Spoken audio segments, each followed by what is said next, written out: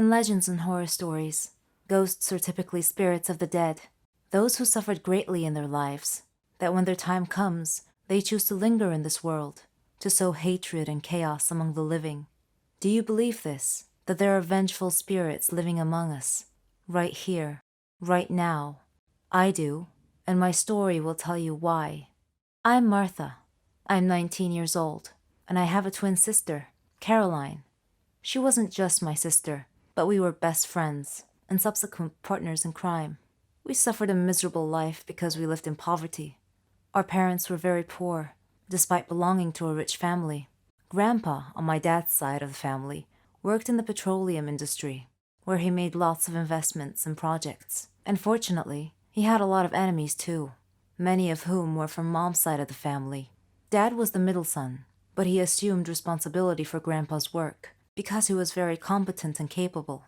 Similarly, Mom became responsible for her father's work. She did her best to avoid conflict between her side of the family and Dad's side, so that they could work together peacefully.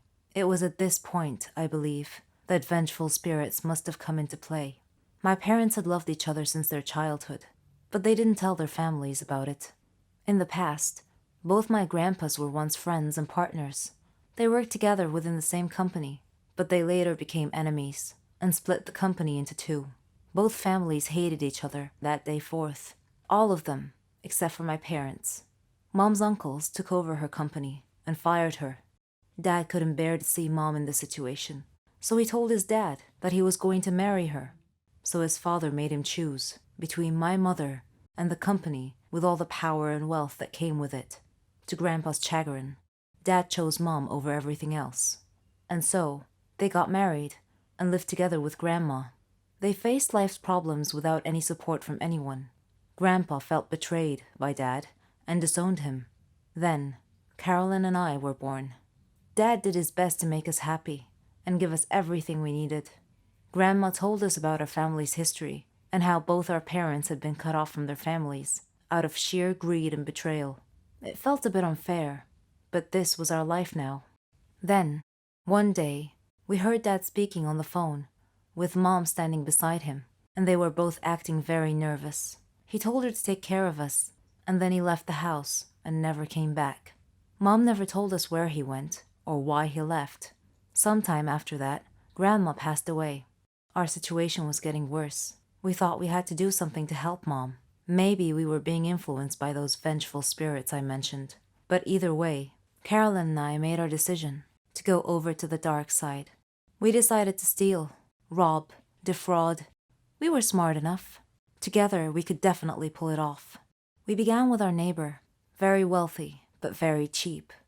We figured she must be keeping her money somewhere in the house, since she didn't believe in leaving a dime in the bank's care and was completely convinced that they would steal her money. Lucky for us, I guess. And we were right. We infiltrated her house when she was away and found a load of money stashed away under a loose tile on the floor. Took some time to find, but we got it.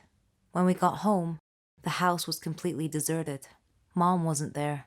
Her clothes were all gone from the wardrobe. We were on our own now. We began exploiting jewelry shop owners. We would pretend to be a wealthy customer and tell the owner that we wanted to take the jewelry home to show our mom and get her opinion. We would drug hotel owners and put all the money in their safe into a bag, then scream and call for help, saying that the owner had just collapsed, creating a diversion and disappearing in the crowd. We were getting quite good at it. Our wealth slowly grew day by day. Mom called, every now and then, to check that we were fine on our own. Of course, she knew nothing about our work, or what we were doing to survive. Our ultimate goal was to earn a lot of money and run away to another country to start a new life. One evening, I was with my friends, and I met a guy named Craig. He was rich, but somehow seemed different than all the people we robbed. Later I found out, to my surprise, that he was our cousin, the grandson of the man that had taken everything away from my mother and fired her. Unsure of what to do, I told Carolyn what I knew. She went ecstatic. She told me that this was our chance to take back everything, the company, the money that belonged to us. But for the first time, we didn't quite agree. Craig was nothing like his father. He wasn't greedy. He was kind and gentle. He often told me that money was a curse, if it meant living alone away from people that we care about and cherish. I made up my mind, and I told Carolyn that I couldn't be a part of our evil scheming anymore, and I wanted out. And so I left her and went to live on my own. At this point, I had no idea what Carolyn was up to. In the meantime, Craig was negotiating a deal that would earn his company a lot of profit. He told me to come visit at the company, and then we would go out for dinner. I accepted happily. When I arrived at his company, I sensed someone behind me. Then, suddenly a hand pressed a handkerchief over my mouth, and I passed out. When I woke up, I found Craig unconscious beside me. To the side, I could see his safe was wide open. Papers were scattered everywhere, and in my hand was the key to the safe. Then the police arrived, found the safe key in my hand, and accused me of being a thief. I told them that I had been drugged unconscious, just like Craig. The police officer looked inside my bag and found a bottle of chloroform. I was shocked, to say the least. I couldn't understand what had happened. They took me downstairs and tried to wake up Craig. At about that time, a woman in a black wig came over to me and said, "Martha, you betrayed me." It was Carolyn. I couldn't believe that she framed me. Then she left. Her betrayal hurt me deeply. A part of my brain told me that I had betrayed her first, but that doesn't matter now. When I get out of prison, someday, I resolved to get my revenge on her. We were no longer sisters. Just as we had been betrayed by our families before us, we were now locked into yet another circle of family betrayal. Only it was more personal and closer to home this time.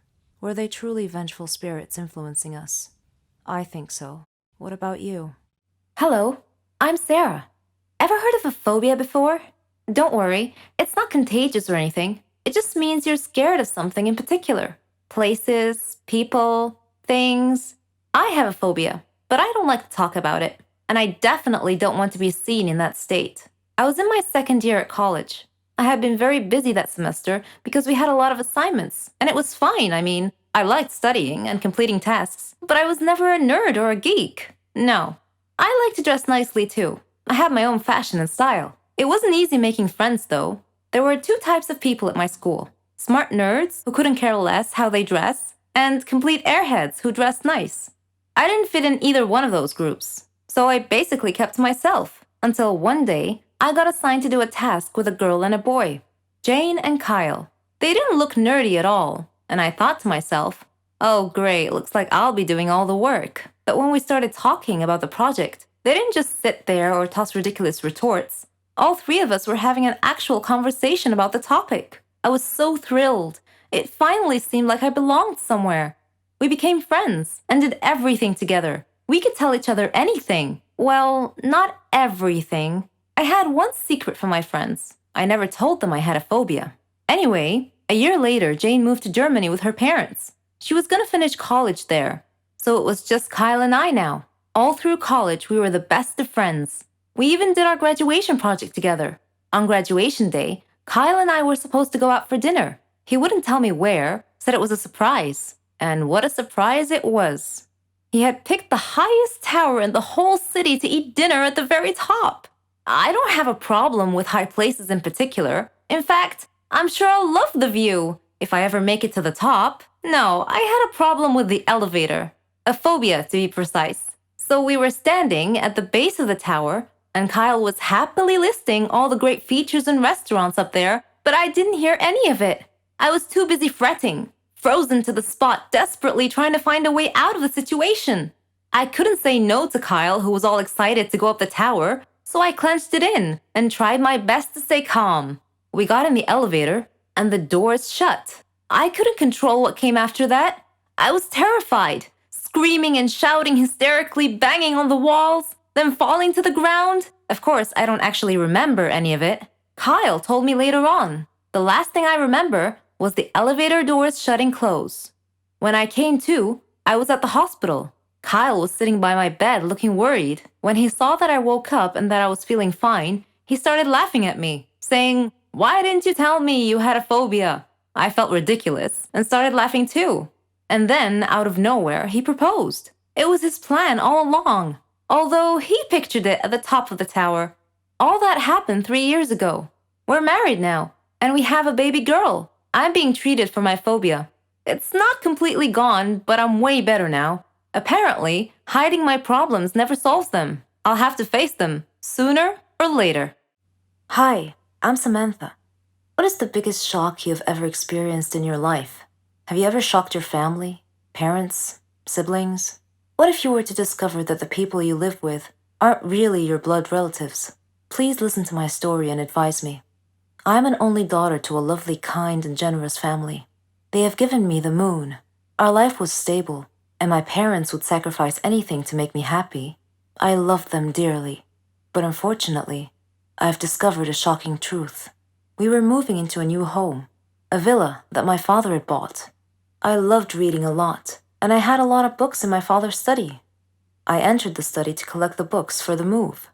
While doing so, I dropped some files from his desk. As I was gathering them up from the floor, I found a picture of me with a strange man. I thought he was perhaps one of our relatives, or a friend of my dad's. There was a date on the photo, which happened to be my birthday. My curiosity led me to look through the file. I found my birth certificate with my name on it, but the father's name was not the man that I currently knew as my father. There was also a photo of this man with my mom, as bride and groom, and a marriage certificate that had my mother's name and the name of a strange man. There was also a birth certificate that had my name and the name of my current father. Many thoughts flashed through my mind as I realized that my dad, whom I was living with, wasn't my real dad. I desperately wanted to speak with my parents about this, but I was afraid that I might not want to know the truth. We moved to our new villa. My mood changed. I became gloomy and spent a lot of time thinking. My parents noticed my mood change and asked me what's wrong. I found the date of the man's death and I went to see his gravesite. There, I felt a hand on my shoulder. I was surprised enough to turn around and see my father. Mom was with him. After we returned home, they told me the story. The man with me in the picture was my real biological father, but he died in a terrible car accident when I was 3 months old. My parents showed me the related newspaper clipping. My mother was poor and couldn't make ends meet. She met my current father, who supported her and me. They subsequently fell in love and got married. He couldn't have children of his own, so he adopted me and gave me his name. This man gave me everything: love, encouragement, and support. He was as kind as a real father could be. I was shocked when I learned of all this. Should I accept and love this man as my father and stay with him? Or should I revere my deceased father in the picture as my father? I'm so confused. Do you think I should accept this truth and be happy with my current situation? What's your advice? Hello, everyone. I'm Lauren. Did you ever wonder what it would be like to have your life completely destroyed by someone close to you? Ever thought about what you would do then? I didn't have time to think, because that's exactly what happened to me. It all started 2 years ago. I lived a quiet life with my mom and dad and my sister. I loved my family. We were always together. We were happy until that fateful day. My dad got fired from his work, a big company. He had worked there for 20 years. The only money we had then was what he had managed to save over the years. Finding a new job wasn't easy. It was a hard time for all of us, especially my dad. He was becoming desperate. At times, he just sat there, quietly, deep in thought, and I rarely saw him smile since. One late night, we were still up waiting for him when he walked through the door. But something was different. He wasn't walking straight. It was the first time in my life seeing him drunk. I decided to take matters in my own hand. I started job hunting. I was lucky enough to find something suitable at a startup company. The pay was good enough, and the more I worked, the more I earned. I was trying my best to get our life back. I was giving it all I've got. My dad started asking me for money. I was more than happy to give him what he needed. I didn't even ask what it was for. Then he started asking for more. He came late almost every night, and he was never awake in the morning. It seemed like we hadn't talked together for ages. Then, money started disappearing from my purse. I got home from work one night. It had been a long day, and I was really tired. I put my bag in my room and I went to the kitchen to find something to eat. I made myself a sandwich, then took it back to my room. But when I got to the door, I saw a shadow moving inside. I thought everyone was asleep, so I opened the door slightly and looked inside. I couldn't believe what I saw. My dad was standing over my bag, and my wallet was in his hand.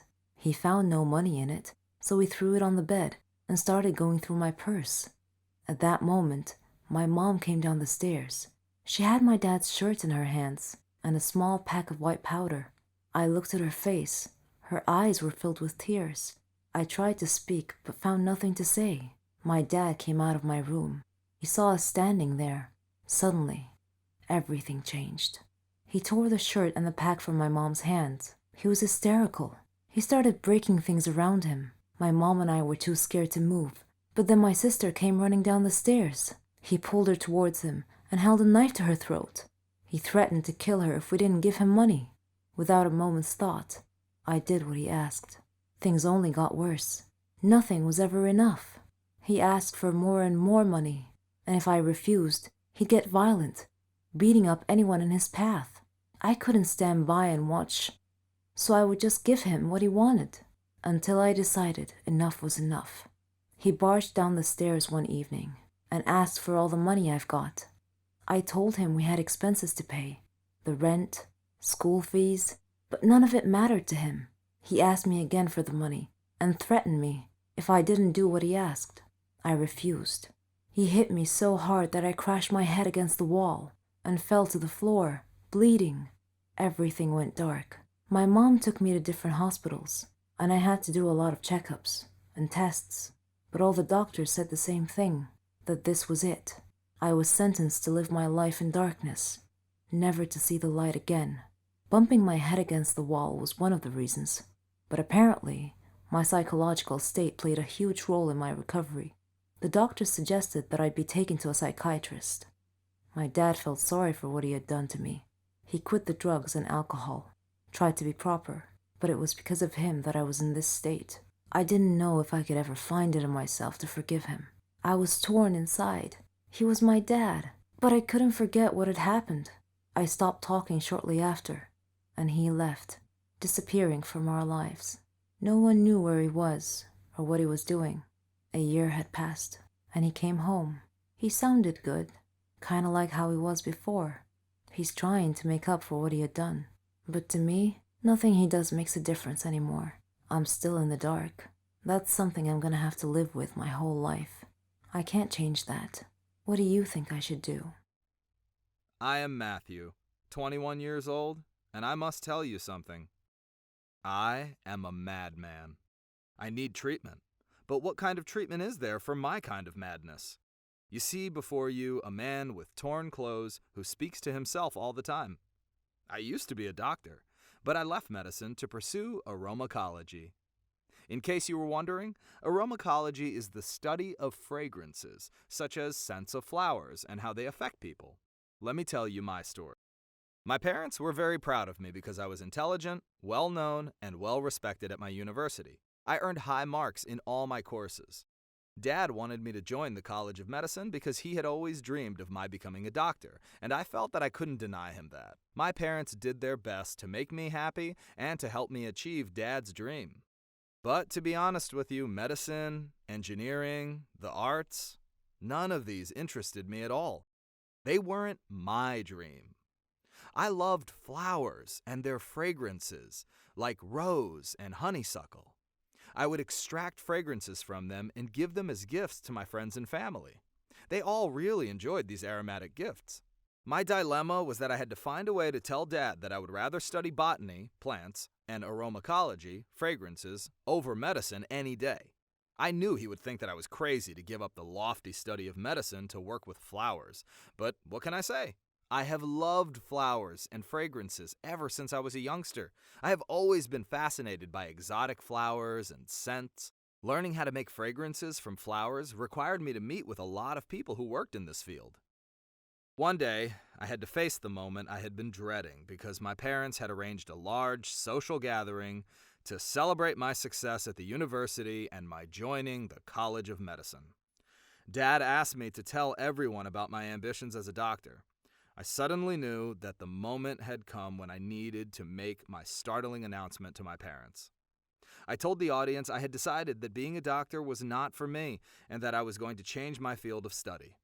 Dad looked at me with an astonished look on his face, and then he began laughing. He thought I was joking. Then I turned to him and said, "Dad, I'm not joking. I'm serious. I want to study flowers and fragrances, similar to the types of gifts I've given you before." The audience suddenly got very quiet. They could sense that this was an epiphany for my parents. The embarrassment and shock in the air was palpable. Dad looked at me and said with an affected smile, "Matthew, you were born to be a doctor. Forget all this nonsense about silly flowers." A little testily, I said, "Dad, extracting fragrances from flowers is not silly." Dad said, "Bah, forget about that." The party spirit was somewhat subdued after this testy exchange. Regardless, in deference to Dad, I began studying medicine, but most of my energy and attention was directed towards flowers and their fragrances. Sometimes I would spend time with my medical friends, and sometimes with my aromatology friends that I had met earlier. I spent my first year in medical college earning high marks as usual, but I had no passion for it. It neither excited nor interested me. There came a day when I had had my fill of medical studies and just couldn't take it anymore. So I decided to leave the College of Medicine to pursue my true passion, flowers and fragrances. When I told Dad of my decision, he was very upset, cursing at me and accusing me of being mad, insane, crazy. I repeated that I had zero interest in medicine and stated that the true madness was sticking with a field that I really didn't like at all. I moved away from home and stayed with a friend for a while before finally renting and moving into a small apartment. I faced a lot of obstacles in the beginning, but I didn't give up. I set up an arboretum by planting some flowers and nurturing them. I was working on a rare kind of fragrance extracted from a variety of flowers. I had to travel to obtain these specimens. My product fragrances weren't successful at first, but I persisted. Initially, I offered my fragrance products to various factories, but all refused my offer. So I continued in my studies. I worked in many different places. In the evenings, I would spend all my free time doing my experiments. Over time, I grew more proficient in producing unique fragrances. Then one day, I received a phone call from a famous factory. The factory owner told me that he might be interested in working with me, so I sent him some samples of my work, and they delighted him. And I was delighted that he was delighted. Thus began the lucrative stage of my new endeavor. I started earning a decent income and achieved a modicum of success in the end. After a while, I called Dad and asked him to forgive me, and he did, finally realizing that my passions were not necessarily his passions, and that I must pursue what I enjoyed the most. I have my own factory now. I achieved my dream in the end. My advice to you, the readers, is never to give up when pursuing your dreams. With persistence, you will be successful one day. So what do you think? Was I a madman to give up medicine for aromatology? Was I a madman to give up medicine for aromatology? I confess that I love money and fame. People envy me for it, or they did. I've been a prima donna since the day I was born. All girls dreamt of being me. My father helped my brother and I achieve all our dreams. But there was one fly in the ointment, and this is my story. My name is Amelia. I'm 17 years old. My father's a businessman. My mother came from a rich family, so we were quite wealthy, rolling in dough, one might say. My brother Arthur was handsome, older than me. He went to flight school. We lived a good life without a care in the world. We had everything: cell phones, clothes, cars, servants, opportunities to travel the globe. We wanted for nothing. The most important thing was our happiness. And so my story starts at the villa where I lived with my family. My father employed many servants to attend to our every need. Martha was our head servant. She was in her 40s, funny, smart. Arthur and I loved her. Oddly, we didn't view her as a servant because she took such good care of us. Mother didn't seem to like her for some reason and was always mistreating her. Father, however, adored Martha. Once I left my iPod in the garden, and I was going to get it. On my way to the garden, I passed by Father's office, so I decided to go and talk to him. He was at his desk, and Martha was standing next to him crying. I figured it was because Mother had mistreated her again. Father saw me standing there and he asked me why I was still awake, and I told him about my iPod. I didn't think much of it at the time. As time passed, Mother and Martha's disputes became more frequent every day. Father wasn't home a lot, but whenever he came home, he would always ask about Martha first. One time, when this happened, I noticed that Mother glared at Father. I couldn't understand why. Father was often away traveling for long periods of time. One of those times, I noticed that Martha was always tired because Mother was making her work very hard. Mother never let her relax. One day, after midnight, I went to Martha's room to check on her, and I was shocked to see that she looked different than I remembered. I asked if she was pregnant, and she said that she was, but that I shouldn't tell anyone, otherwise she'd get fired. I didn't understand why my parents would fire her for being pregnant. A few days later, we received some really horrible news. Father's plane had crashed, and there were no survivors. We were stunned. All of us were crying, but Martha was crying especially hard. Suddenly, Martha fainted, and we took her to the hospital. Our life had changed overnight. After the funeral, Father's lawyer called us about Father's will.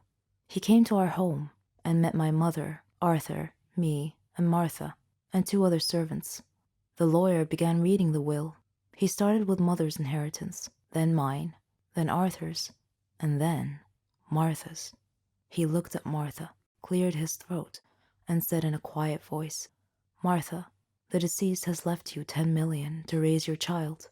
The lawyer read the last line of Father's will, which said, "Martha's child is mine." We all gasped, but Mother suddenly lost it. Enraged, she attacked Martha as the lawyer pulled Mother away from her. Arthur was holding his head in his hands, and I was shocked. I said to Martha, "How dare you? How dare you do this to us? This is our money. You don't deserve any of it." Then I spoke to the lawyer. "Please tell me this isn't true." He replied helplessly, "Unfortunately, it is." Arthur was glaring at Martha, and he said coldly, "Martha, you are going to die." Martha looked very frightened upon hearing this. That night, the other servants helped Martha sneak out of the house. Arthur came to my room that same night and told me that we had to kill Martha. He said he knew where she was, and that her 10 million belonged to us. At first, I was hesitant to get involved. I mean, that was murder, but in the end, I reluctantly agreed to help him. The next day, we made a call and hired a hitman to rid us of that disaster. Later, we received a call from him. He said that Martha was no longer a problem. We smirked in victory. A few days later, the lawyer came by again. Before he could tell us why he came, we beheld a miracle. Our recently said-to-be deceased father was walking behind him with a servant holding a child. Arthur and I stared at him in disbelief and shock. Then we looked at each other. Arthur's face had gone pale white as all the blood drained from his face. Father was livid and said to us in an accusing manner, "The moment you thought I was dead and that I left an inheritance for Martha, you immediately arranged to have her killed. I suspected you'd try something like this. It was pure luck that I got back when I did. I missed my flight that day, otherwise I would have been dead now. So fortunately I came back early enough for Martha to call me and tell me about your death threat. When I arrived at Martha's place, she was already dead, but I called 911, and they were able to save the child. Then I immediately called my lawyer to revise my will, to leave half of my inheritance to this child. I felt like I was in an endless nightmare. The police arrived and told us that the hired killer had been arrested and had confessed and told the police that Arthur and I were the ones who hired him to kill Martha. As the policeman was handcuffing us to take us away, I thought about the irony, how Martha was dead, how her newborn baby had survived and was now the richest child in the country, how Arthur and I were going to jail, and how one small fly in the ointment had caused our ultimate fall from grace. I don't believe in ghosts, evil spirits, haunted houses, metaphysics, etc. I only believe in science and facts. But sometimes things happen that shred all your beliefs. I want to introduce myself. I'm Lisa. I'm 14 years old. I live with my mom, dad, and grandmother. And they're all very proud of me. I'm the leader of the science club at school, and I've been the perfect student for the past 2 years. My hobbies are reading, watching educational videos, and learning. I like to discuss matters with rational people, not those who believe in myths, aliens, ghosts, and other such nonsense. I personally think these people have mental issues. One morning, my grandmother passed away. I was sad for a long time because I missed her so much. On the day of her funeral, the whole city must have come to say goodbye. While the priests were praying, I noticed something peculiar about one of the graves in the graveyard. After the prayer ended, I approached the grave in question to investigate. There was some weird writing on it. Then, a wispy, transparent, smoky figure appeared out of nowhere. It said to me, "Do not get closer to Donna Median's grave. Beware." I shivered slightly and asked the apparition who Donna was. And it replied, "Who was she? She was an evil witch who liked to scare people. She was burned at the stake as a witch, but before her death, she swore a curse that if anyone ever approached her grave, her ghost would haunt that person to the day they die." I did not laugh at the apparition's warning. Instead, I turned and returned home, thinking about what had happened. On a sudden defiant impulse, I decided to visit that grave that night to see for myself if the curse was real. I took my dad's flashlight and wore a raincoat. It was pitch black outside.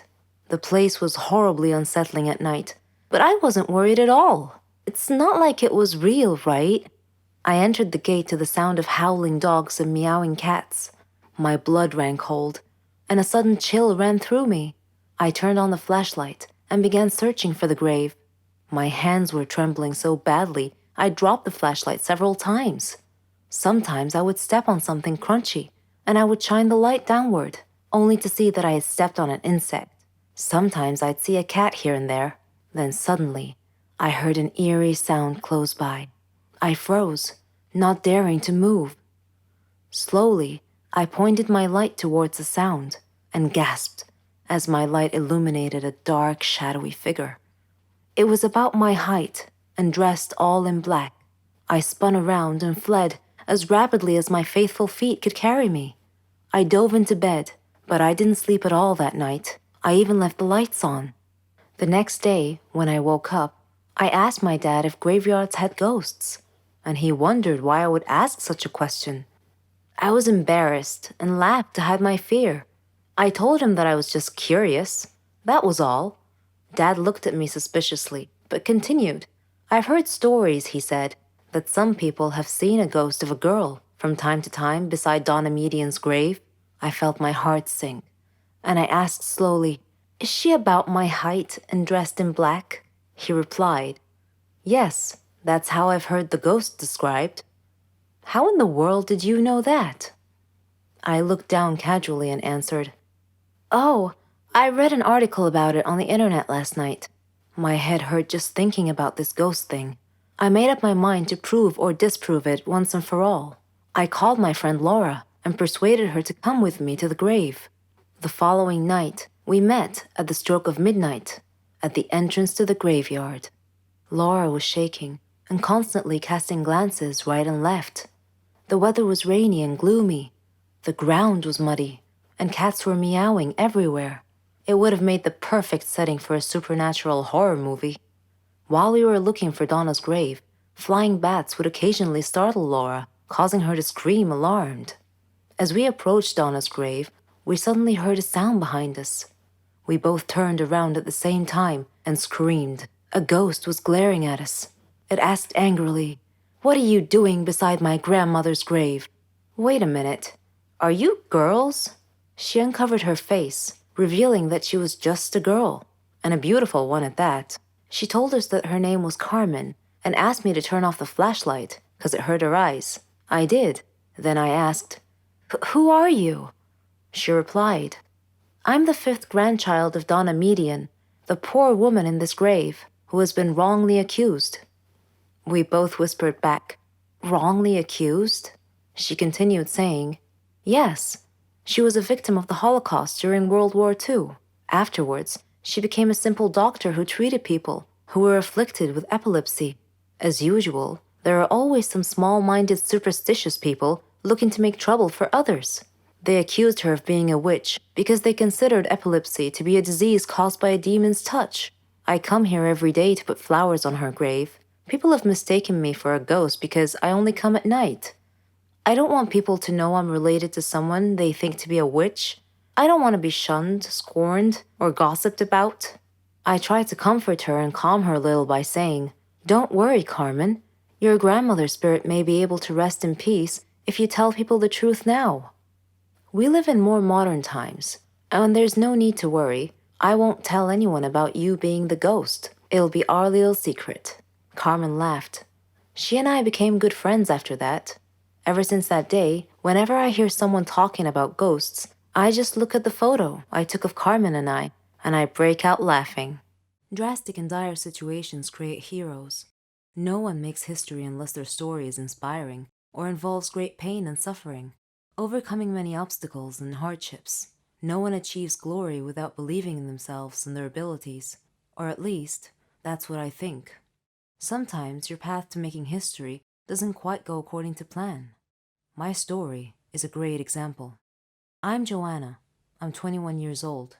I live with my parents and my little sister Veronica. My father was a police officer. He was very brave. He was my idol.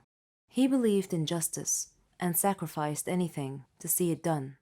One of my life goals was to be like him. I loved to see him in his uniform. I viewed him as a hero of sorts and believed the old adage that good always triumphs over evil. Unfortunately, that rosy affirmation doesn't always hold true in real life. My father's work used to keep him terribly busy. Nevertheless, he took a few hours off on Veronica's birthday so he could be there with us.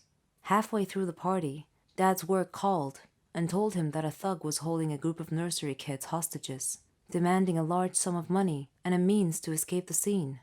Dad had to leave to deal with the situation, so he excused himself, telling us that duty calls. We were used to seeing Dad dash off suddenly at various times to deal with crimes in progress, but something felt uneasy about that particular time. Dad arrived at the scene just when his colleagues were preparing to charge into the building at significant risk to the kids.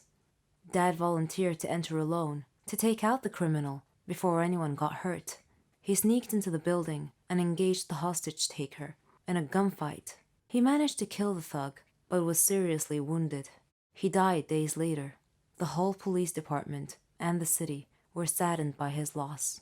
They held a memorial service for Dad. This senseless crime and the loss of my dad galvanized me to enroll in the police academy. Mom tried her best to dissuade me, but I refused to budge.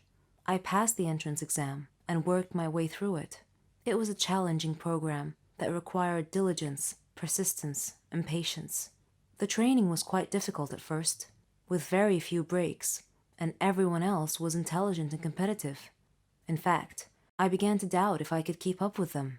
But then I dreamed of Dad hugging me and telling me that I was his hero and that he would always be at my side. When I woke up the next morning, I felt somehow different, more confident, more resolved to succeed. I worked even harder, and my instructors noticed and acknowledged my extra effort. I made friends who soon gained confidence in my abilities. My grades improved considerably. Graduation day came, and I anxiously waited to see what my first assignment would be. I was ready to tackle crime, to fight for justice, for all. Unfortunately, my first assignment was as a traffic cop. I was disheartened to see my peers get more prestigious positions, even though I had higher grades than they did. Dejected, I went home and told my mom. She encouraged me and told me that everyone had a job to do and should do it to the best of their ability. Rewards would come in time. She said she appreciated the work of traffic cops, who kept city traffic flowing smoothly during accidents and other abnormal situations. Her words helped me to accept my situation. Regardless, the work was boring, and I still envied my peers for their more important and more glamorous assignments. Life's just not fair. But remember those dire situations I mentioned earlier? Well, during one of my traffic control days, when a traffic light had failed, I noticed two black cars idling in front of a bank in a no parking zone. Initially, I thought it was the bank manager or some other VIP stepping into the bank for a quick stop. I turned my attention back to my traffic control and waved the cars waiting in the left turn lane to proceed to turn left. Then, I looked back at the bank and noticed that a man had gotten out of one of the black cars and stepped over to speak with the bank guard, standing outside the bank. Suddenly, he struck the guard and knocked him unconscious. Then the cars emptied as a group of masked men exited and rushed into the bank. These actions all occurred in quick succession. An armed robbery was in progress. I called the police station on my radio and reported the incident. The police quickly showed up and took the waiting car drivers into custody. The masked men had no choice but to remain inside the bank, with the customers as hostages. They were trapped. They threatened that if they weren't let go free with the money, they would blow up the bank and kill all the hostages. My father's life and death scene played across my mind like a movie rerun. I watched the policemen discussing what to do. I felt that I knew more about these city blocks than they did, because I spent many hours every day plying these streets, directing traffic. So I volunteered to enter the bank alone. Since this was my beat, I knew that the bank had a secret entrance that the criminals couldn't have known anything about. Thanks to my police training, I was able to easily pick the lock on the secret door and sneak in through the back. I saw 2 hallways, one to the left and one to the right. I decided to take the one on the left. I expected that the right one would lead me to the lobby, where the criminals were holding the hostages.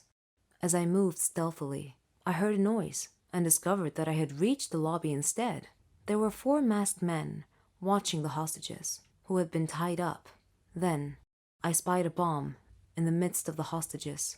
These guys were definitely serious. One of the hostages spotted me, and I gestured to him not to speak or look at me. Unfortunately, one of the thugs had already noticed the hostage looking in my direction. He looked over and saw me. I fired and hit him in the shoulder. I knew the shot would cause the other policemen to rush in, so I needed to distract the masked man quickly. One criminal was holding a hostage in front of him, and he told me he would kill her if I didn't put my gun down. I lowered my gun to the floor, stood up, and raised my hands. All the masked men were watching me with their backs to the main entrance. Just as I was about to get shot, the police squad rushed in and told them to freeze. The thugs surrendered. The hostages thanked me, and the police chief thanked me for risking my life for the hostages. The next day, the governor called me into his office and praised my bravery and dedication. He surprised me by transferring me from the traffic control division to the crime prevention division. I felt my father's spirit watching me at that moment and smiling with pride. My friends began calling me the Girl of Steel, and I was perfectly okay with that. I'm a 22-year-old college student and I live with my parents because I refuse to stay at a college dorm and waste my money on the rent, since my campus is in my city. With that being said, my parents have been together since 1985. For the 22 years that I've been living, I have never known my father to entertain other women while he's been married to my mom. He is the best father I could ever ask for. He spoils me and my siblings until this day. My older brother is 25 and my younger brother is 20. He has done and still does so much for my mom and her family. My mom has sickle cell and my dad has always been a rock for her. He's naturally a giving person and loves helping people. As a father, he's been near perfect. I thought even as a husband he was, until a few days ago. After a hectic day at my niece's christening, my mom noticed that my dad's other phone kept on vibrating. It was on silent and she asked me to take it off silent. My parents are both in their 50s, so they aren't tech savvy as us. Anyway, I did that and she noticed a bunch of calls from this one person with the same number. That person called again and my mom answered. It happened to be another woman on the line who said, "Hey," in a really friendly voice. Once she heard my mother answer, the girl hung up and wasn't returning any further calls. And that was the first red flag. So my mom goes downstairs to the kitchen and confronts my dad about it. And he's dumbfounded and tries to play stupid. And that was the second red flag. He stood there, just speechless. My mom asks who the woman was, and my dad just told her to give him the phone and said it's a former colleague from work.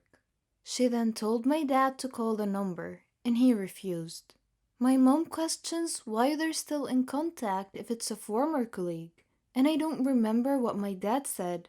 However, I remember my dad deleting that lady's number off his phone and telling my mom that he did it because my mom kept trying to call the number. Either way, I'm not an expert in body language, but his reaction screamed guilty. I know how my dad reacts if he's been wronged, and he didn't act like that here. He just tried to defuse the situation and make my mother look crazy, like most lawyers do, as if it was helping him in any way. My dad goes off to say that he rarely uses that phone, but yet it was ringing, several times, with a woman on the other line. Some men are so bad at lying. My mom even said that she's seen the same number calling my dad's other phone in the past, but my dad always dismissed it as a work colleague. Ever since then, he's been trying to butter me up and be super nice to me, as if I forgot what happened. I'm so disgusted and broken. Things like this strengthen my idea of never wanting to get married. I just don't believe that men in general are monogamous. It broke me because I always thought my father would never do such thing. People know him as the nice, intelligent guy with the perfect family. He is supposed to drop me off at the airport next week, but I'm contemplating on taking the train there with my luggage instead. I don't think I will ever view him the same way. It's like those movies where a kid finds out that their superhero isn't that crafty after all. I am very overprotective of my family, but I will not side by my father doing my mother wrong, ever. I'm so close to my father, more than my mom, so this is really confusing for me. My mom has been going through a lot. My grandmother has been battling cancer for the past year, and her extended family has turned on her for petty reasons. And to think that my dad and his possible affair being another factor in my mom's pain makes me so angry. My dad knows what she's going through. Why are men like this? Don't get married if you don't see monogamy in the long run. It's that she told me that she can't sleep and wants to get to the bottom of this. She even said she will pull up at his workplace and ask the managers for the lady's address. That's how angry my mom was. I love my dad, but I don't think I will ever look at him the same again. I am addicted to food. I suffer a lot. I need help. I've tried to give up, but I fail every time. Hamburgers. Who can give up eating hamburgers, especially with barbecue sauce? I didn't mind this kind of addiction, but I'm getting ahead of myself. Let me begin by introducing myself. I am Patricia, 15 years old, living with my parents and my brother. I lead a quiet life. No interests, no hobbies, except for eating, that is. Food is my faithful friend. It never leaves me. It is my partner, my soulmate. But having food as your soulmate has insidious side effects. A dark side, if you will. It denies me a healthy life, robs me of the energy to play, and causes me to sleep excessively. I would much rather stay at home with a bag of potato chips than go out and exercise. My soulmate ultimately betrayed me, though, last Thanksgiving at my granny's home. She lives in a state nearby. Granny was a clever doctor and an excellent cook at that. She could conjure up something really delicious. On that day, she had prepared barbecue turkey with nuts and other secret recipe ingredients. The taste was so great, as if it had descended from heaven itself. I felt like I was fighting a food war, and I had to win at all costs. I ate and ate and ate. I don't know why, but I just couldn't control myself. I attacked that turkey like it was the last on the planet. But every culinary war with a worthy adversary, such as the barbecued turkey, has its own unique type of casualties. Suddenly, I found myself unable to breathe. I fell to my knees and passed out. The turkey had won. I woke up later in the hospital, though, still clinging to an unfinished turkey leg. The doctor told me that I was gaining way too much weight. He said that I should be put on a diet. Diet? Man, how I hated that word. It hung over my head like the sword of Damocles. It meant depriving me of my passion, my reason for living. I considered eating vegetables in small amounts to be the worst form of cruel and unusual punishment. The worst form of torture imaginable. Imagine thinking of a wonderful, greasy, cheese-laden pizza with all the toppings and then suddenly opening your eyes to find a healthy green salad bowl. But I had reached a turning point in life. One day, my brother was playing on the street, while I was sitting at home gazing longingly at a tempting piece of cheesecake, just sitting there, taunting, daring me to eat it. I struggled mightily to resist the urge, but in the end I succumbed and wolfed it down like a starving animal. Shortly afterwards, I began feeling dizzy, but I was unable to call for help this time, and then I passed out again. I was taken to the hospital.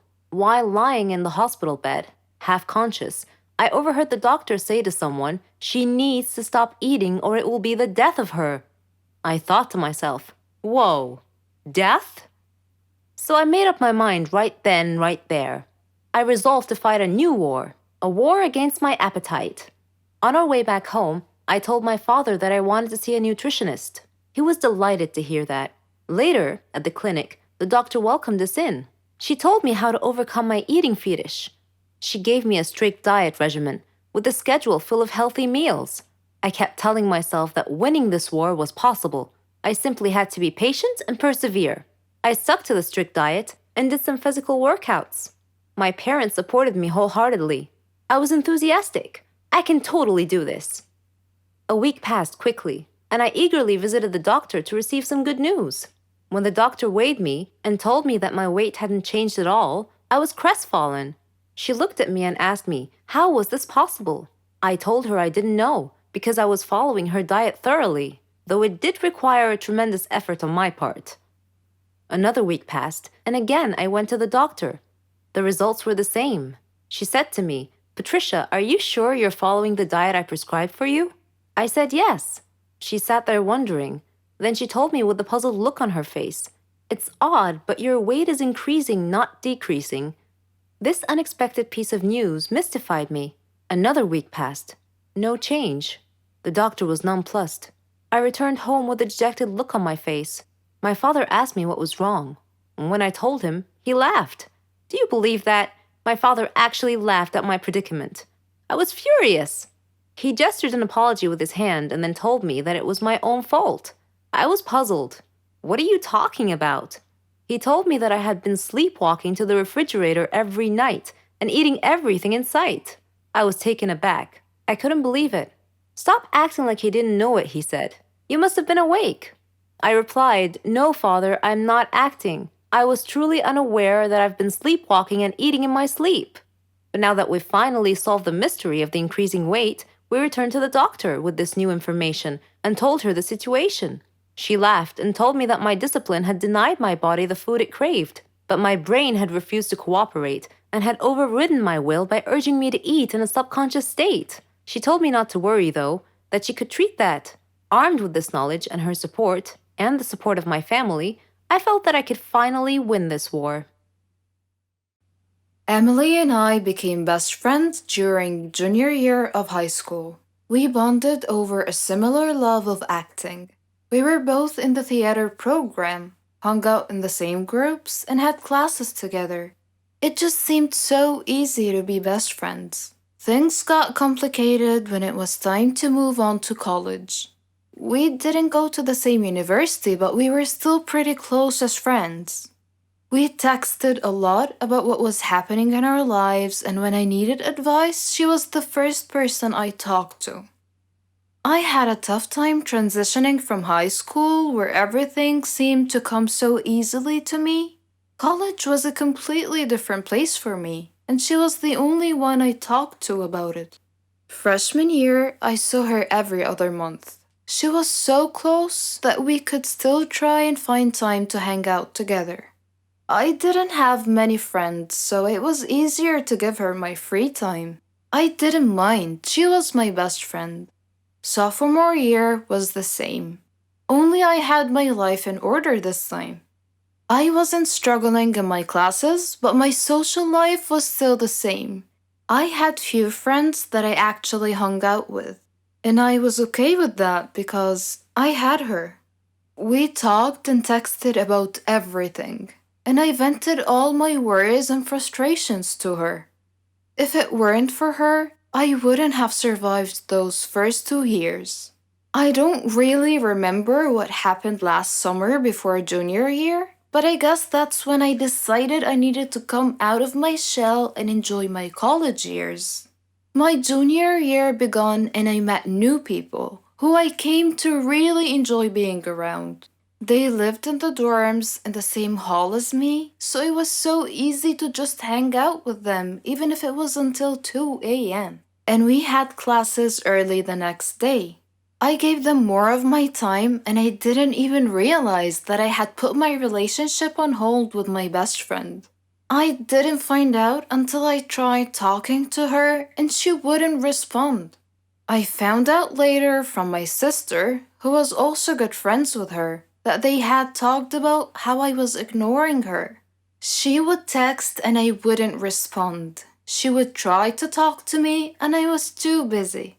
I didn't really remember doing any of that. I had the thought that I was pretty consistent and always responding. I had grown attached to my new friends. They had become basically a part of my everyday life, and I had unconsciously replaced her. The last 2 months of our friendship, I had tried to talk to her and fix things, but it was useless. It was the end of the semester, so we were both stressing over finals and family stuff, so we wouldn't really talk. We finally talked during winter break. I had no excuse for what I had done, and when she called, I told her I never wanted to lose her. Our friendship ended that day. I sat in my room and cried for a while thinking about the great person I had just lost. I felt guilty for what I had done. I had moved on without telling her, and that's where I messed up. Later that night, I came to a decision that from now on, I wouldn't take friendships so lightly, even if they were long distance. She was a very important part of my life, and I regret letting her go. I hope one day I have the courage to let her know how important she was to me. She did so much for me, even if it was a simple text to see how I was. I still hold hope that one day we can be friends again. That's not the whole story, though. Emily lent her ears to a group of girls, and instead of trying to get me back to my senses, she let someone steal her from me. I was so ready to try to make things up until I heard her side of the story. I just want to give her a giant thank you. And yes, I was bitter. So very bitter when I found out the real reasons as to why my best friend wasn't talking to me as much. I was mad at her and I blamed her for everything. I blamed her for the lost times that I had with her. For the memories, I regretted everything, from the money to the borrowing of clothes to the simple things like helping around the house because it was all nothing but wasted time. I blame you, Emily. I want her back. I want my best friend back in my life and doing things with me such as makeovers, going on trips, double dates, shopping together, things that normal best friends do. But I couldn't because Emily chose to be with other friends. I don't need her. She chose to leave me. She chose not to be my friend after this girl decided to run her mouth and tell little lies. Emily ended our friendship. The other girl only played a part in it. Emily took her in though, and I have to thank her for that. She must not have been a true friend if, in her eyes, she could up and leave with no real reasoning behind it, or an explanation. How can someone just forget that someone in their life once existed? It's cruel to do that to a human being. Human beings are made to feel wanted, which that is not it. And as for the girl who stole my best friend, please make sure you're there for her when she and her boyfriend go through a tough time together. Make sure you're there to talk to her when she's having doubts about college, or even if her family is nagging at her. Make sure you're there for her makeover sessions, shopping sprees, or just movie nights. Hold her when she cries over Beauty and the Beast. Just be the best person you can for her. I know that she needs it more than ever, because that is what she deserves. I really don't think I will ever be over this. She left me over a stupid reason for something you caused. And it's okay. You live and learn. Someone once said, some people may leave, but it's not the end of your story. It's the end of their part in your story. I'm always going to treasure our friendship, even though things weren't just meant to be. Your best friend is your best friend for a reason, and it should not end in the way mine did. Remember all the moments that you had, because one day you may outgrow each other or move on to other things. We lived with a monster who knew no mercy. He would hit and insult us all the time. I wished him dead on a daily basis. He would kick me out of the house often. But as we all know, there comes a turning point in everyone's life that either ends in success or tragedy. Oh, I forgot to introduce myself. My name is Lara. I am the middle sister among 4 siblings. We lived with a cruel father, whose bad behavior had long erased any kind memories we may have once had for him. Our mother was kind, lovely, and responsible. She used to take care of us in every way, but she finally had to abandon us because she just couldn't take any more of father's abuse. I remember this scene vividly to this very day. There was a big fight between my parents. At the end of it, mother had opened the door while holding a suitcase. We were too young to understand anything at the time. She was crying as she turned and walked out of our lives forever. We were expecting father's attitude to change after that, but it didn't. He continued mistreating and ridiculing us every opportunity he got, neglecting us completely. He gave us neither food nor clothes, only a very small amount of money to fend for ourselves. What could we do? We had to live with the situation. He would often return home drunk at midnight. Scared, we'd stay quiet in our rooms. The only bright spot in our lives was our dear brother Philip. He was father's favorite son, which caused us to depend on Philip to get anything we need, like money or other necessities. Philip was so funny. He could make us and even father laugh. He had a way with father and could usually manipulate him to protect us a little. We all loved Philip. He was the only sunshine in our miserable, gloomy existence. One day, we woke up in the middle of a stormy weather. We turned on the TV and listened to the news. It said the bad weather had spawned a huge tornado. It was heading our way. They advised people to stay inside. We all looked at each other, knowing full well that our old worn-out roof could not withstand the tornado. Philip said he needed to talk to father. After he knocked and entered father's room, we heard father shouting at Philip. Philip had a look of fear on his face. Father then shouted, "If anyone wants to fix anything at home, then he is welcome to, but I will not fix anything." Philip gasped and said, "But Dad, it's a big tornado." Father then grabbed Philip by the collar and pulled him up close, saying, "Then you go fix it."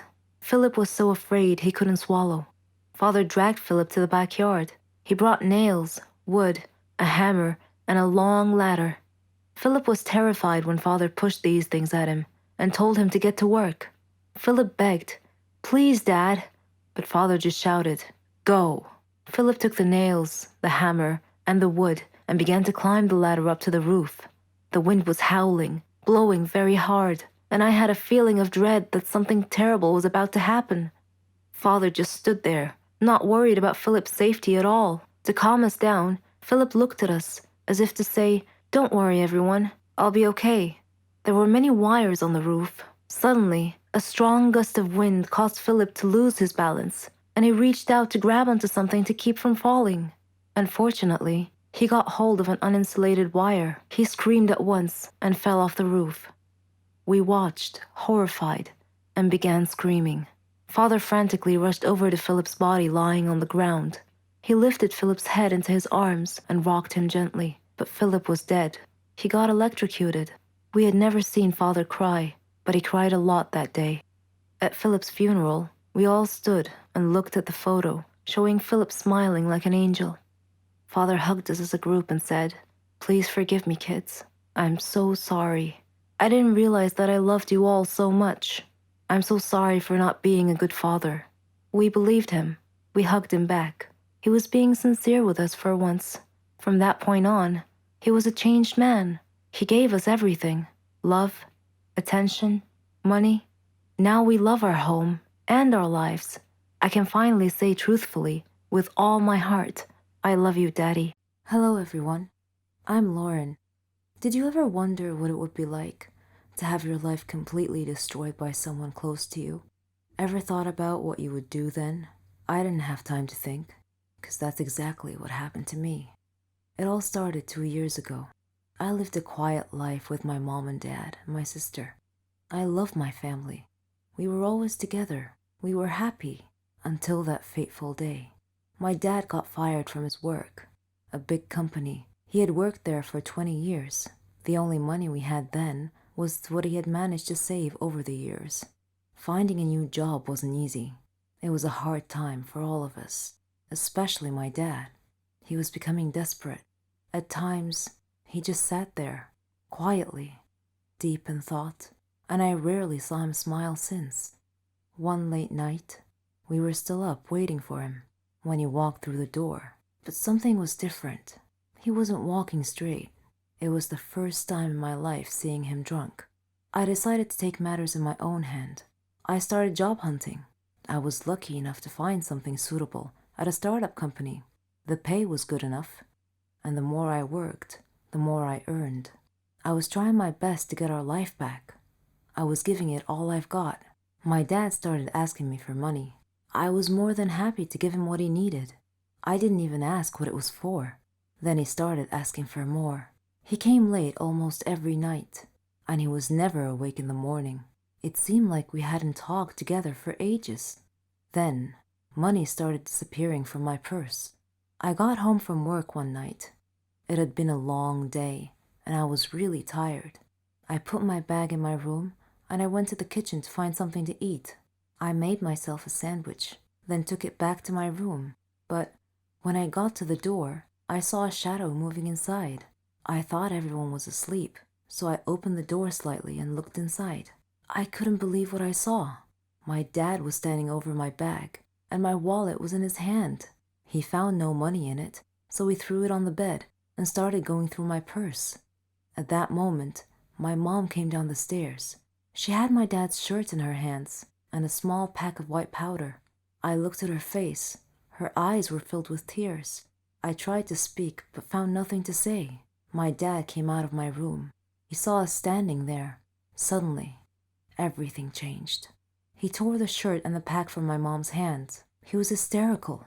He started breaking things around him. My mom and I were too scared to move, but then my sister came running down the stairs. He pulled her towards him and held a knife to her throat. He threatened to kill her if we didn't give him money. Without a moment's thought, I did what he asked. Things only got worse. Nothing was ever enough. He asked for more and more money, and if I refused, he'd get violent, beating up anyone in his path. I couldn't stand by and watch, so I would just give him what he wanted, until I decided enough was enough. He barged down the stairs one evening and asked for all the money I've got. I told him we had expenses to pay, the rent, school fees, but none of it mattered to him. He asked me again for the money and threatened me if I didn't do what he asked. I refused. He hit me so hard that I crashed my head against the wall and fell to the floor, bleeding. Everything went dark. My mom took me to different hospitals, and I had to do a lot of checkups and tests, but all the doctors said the same thing, that this was it. I was sentenced to live my life in darkness, never to see the light again. Bumping my head against the wall was one of the reasons, but apparently my psychological state played a huge role in my recovery. The doctors suggested that I'd be taken to a psychiatrist. My dad felt sorry for what he had done to me. He quit the drugs and alcohol, tried to be proper, but it was because of him that I was in this state. I didn't know if I could ever find it in myself to forgive him. I was torn inside. He was my dad, but I couldn't forget what had happened. I stopped talking shortly after, and he left, disappearing from our lives. No one knew where he was or what he was doing. A year had passed, and he came home. He sounded good, kind of like how he was before. He's trying to make up for what he had done. But to me, nothing he does makes a difference anymore. I'm still in the dark. That's something I'm gonna have to live with my whole life. I can't change that. What do you think I should do? One of the best feelings in the world for any woman is being a mother. To have someone love you for who you are, for just being you, and expect nothing in return. You're the heroine of their story. You become everything they ever dreamed, and you'd give anything to see a smile on their face. I'm proud to say that I'm a mother to 50 kids. I know, that's a lot, but let me tell you the story. I'm Susan, 20 years old. I come from a very rich family. My dad's Stefan Heiss, a very famous businessman. Yes, the owner of Heiss Cars Industry. My mom's Elena. She comes from a very rich family in Sweden. She married my dad and they built their life from scratch. I loved kids, ever since I was a kid. Sometimes I feel like they're walking cotton candy. Their laughs, their mischief. All the kids in our family loved me, and I loved them. Even my aunts said that I'd make a great mother someday. So did Henry. Henry was my childhood friend. We grew up together. We had the same interests, same hobbies. We even thought alike. We got married and started our life together. We were young, but our dreams were big. I was thrilled when I found out that I was pregnant, and Henry was so happy he couldn't believe it. He did everything he could to help me relax. He couldn't wait to be a father, but destiny had something else in store for us. We had just arrived from Sweden. Henry had a problem at work. He was talking on the phone while driving at high speed on a dangerous road. I tried to tell him to watch the road, but it was too late. A truck came out of nowhere and pushed our car off the side. We fell into the lake, and we were unconscious. When I woke up, I found my mother and Henry's mother both looking at me, trying their best not to cry, and I soon found out why. In order to save my life, they put me through an operation. Not only have I lost my child, but I won't be able to have one ever again. Henry was also bruised, but my wounds ran way deeper. That was it, and I could never forgive him. If it weren't for him, none of this would have happened, I thought. None of it. I got a divorce later, after Henry tried over and over and over to fix the situation, to apologize, to ask for a second chance, but all I saw were empty words. There was no second chance. I tried to keep myself busy, find a way to invest my money and time, trying to get my mind off the accident. I decided to open up a toy store. I wanted to bring joy to all the children. One day, as I was standing in my store, I glimpsed a small boy standing out front, looking at a toy. The boy was alone, about 8 years old, but that wasn't all. His clothes were patched up and looked more like rags. His face and hands were dirty, and he just stood there, looking at the doll, daydreaming. I found myself walking out to him, but when he saw me coming, he ran away. A few days passed, and that boy's gaze was all I thought of. Then, one day, I found him outside the store again, looking at a different toy. I moved towards him slowly this time, till I was right beside him. Then I said, "Do you like it?" The boy freaked out and tried to run again, but I caught his arm this time and said, "Don't be afraid. I'm Susan." The boy looked at me, terrified, and I smiled. He started to relax. He told me his name was Billy, and that he was 7, and that he lives nearby. When I asked him about his parents, he said he never knew them, that he lived with Uncle Max. I asked him who Uncle Max was, but he cast his eyes down and was nervous all of a sudden. He looked a bit scared. I got curious, so I took him home with me, let him shower, and prepared a hot meal. I told him that I'd take him home after he'd eaten. I asked him about where he lived. He was quiet for a second. Then he said he had to go, that his brothers and sisters were waiting for him. I asked him how many he had. "Around 50, he said. I was shocked. He told me that they all lived in a big room with Uncle Max. "But how is this Uncle Max able to look after you all?" I asked curiously. But he got nervous again, and he insisted that he must leave, so I decided to take him there. Maybe it'll help clear some of the mystery, I thought. I drove, and Billy was guiding the way, until we got there. The place was a bit far from all the other houses. It looked more like a dump, with some sort of shack built on it. A man was standing in front of the door, holding a kid by the arm and beating him senseless. The boy was younger than Billy, and Billy was shaking next to me, mumbling to himself, "He's gonna hit me too. I'm so late." Then he turned to me and said, "Bye, Susan. You have to leave now, quickly." And then he ran towards the shack. I backed up the car and stood nearby to see what happens. The man hit him hard across the face, and I heard him say, "Where's the money you stole today, boy?" Billy turned out his empty pockets, and the man dragged him inside by the collar. I wanted to help, so I decided to call Henry, who was more than happy to answer my call. I told him what had happened, and he came to me. We approached the shack together slowly and looked through the window. A lot of children, ages from 3 to 7. The place was a real dump. The man was sitting at a table. It had food and drink.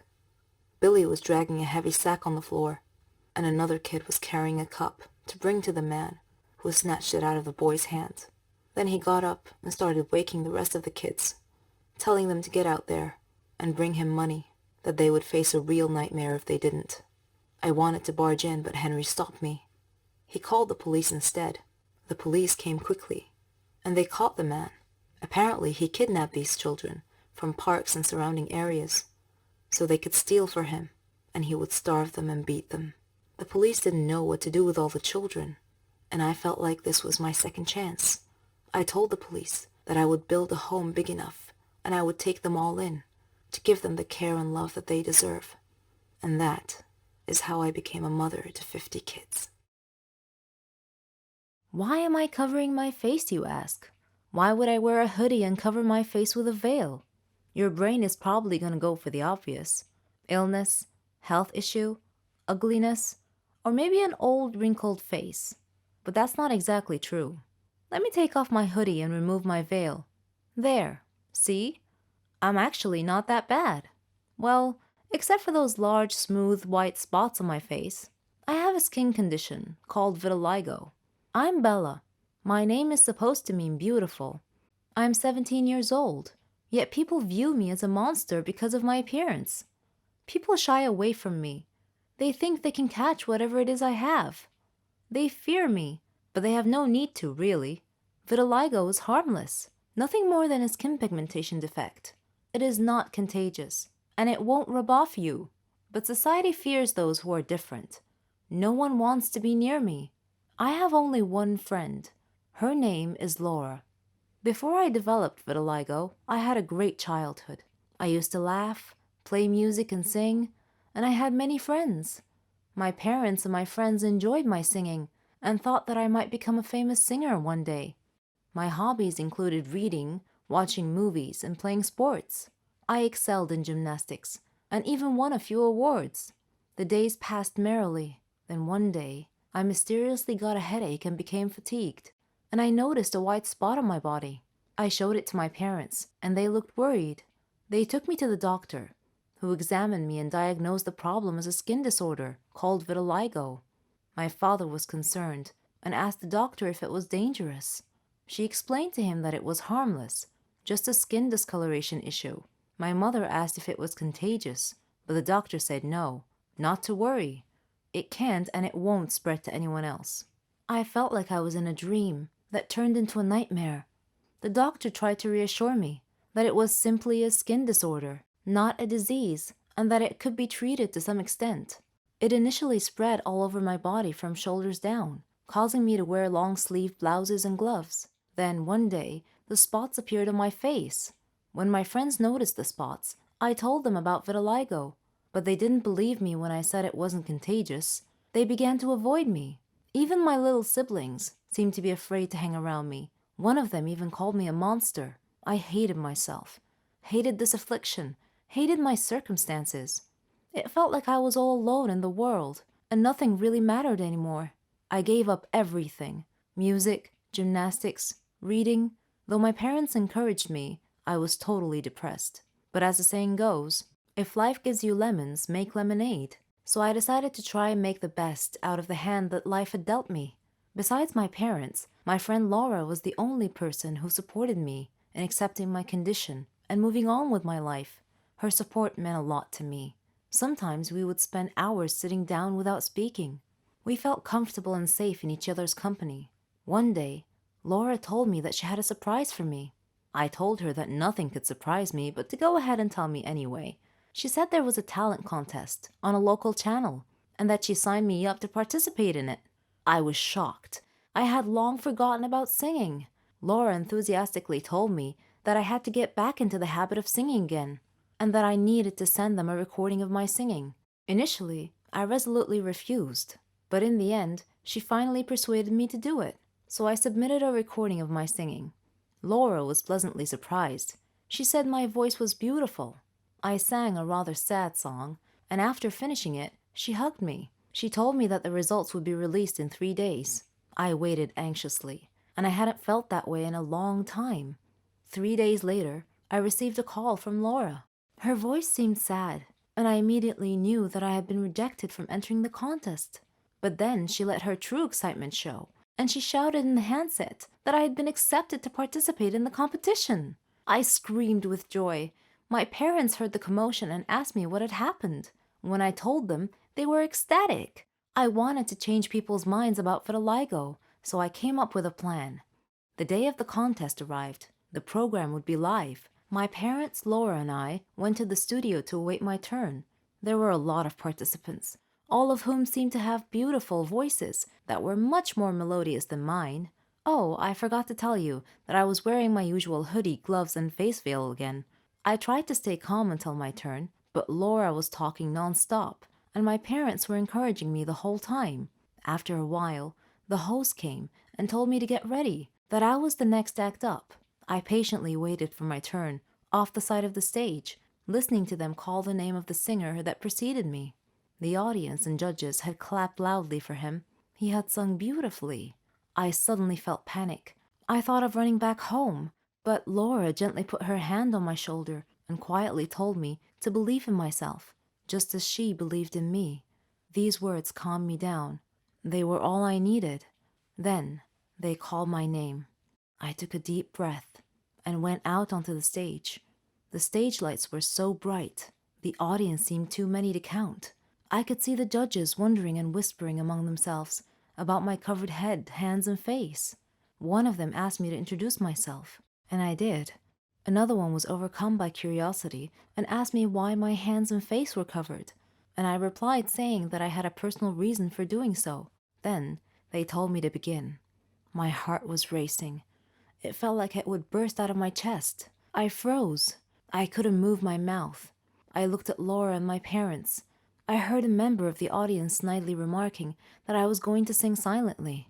Another one remarked, somewhat loudly, that he thought my voice was horrible and that I should get off stage.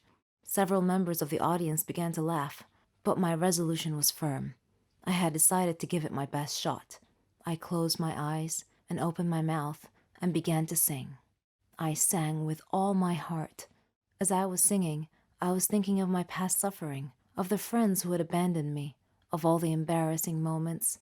I began to cry. When I finished, I was snapped out of my mental reverie by the sound of loud clapping. I opened my eyes and I was awed to see the audience stand on their feet just to clap for me. The judges were smiling broadly and clapping as well. After a short time, one judge motioned the audience to quiet down. "Your voice touched our hearts," they said, "and we enjoyed every word you sang." I motioned to him that I would like to say something, and he nodded and sat down. I launched into my planned speech. When I first walked out onto the stage, you asked me why I was covering my hands and face. Now that everyone has heard me sing and honored me so kindly with applause, I would like to answer the judge's question. Your accepting and honoring me as a singer has encouraged me to do so. I pulled back my hoodie and removed my gloves and veil. I spoke softly into the mic. My name is Bella, and you can see from my hands and my face that I have a skin condition called vitiligo. Because of my appearance, I have been called a monster.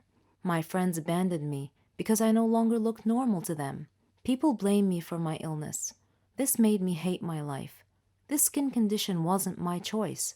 My parents and my only friend Laura encouraged me to participate in this competition, though I didn't want to.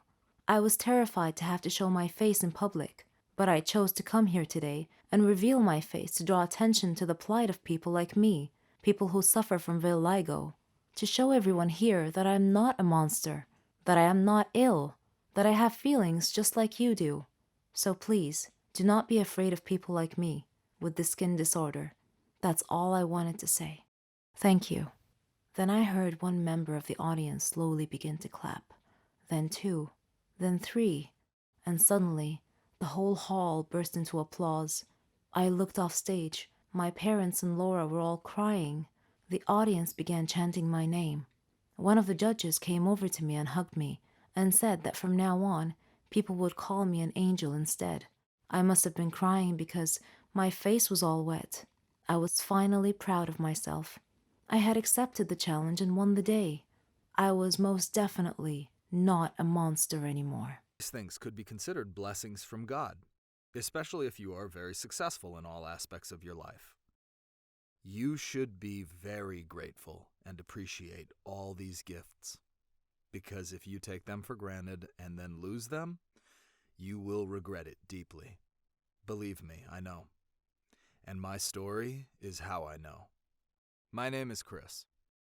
I am 39 years old and am a news presenter for a local TV channel.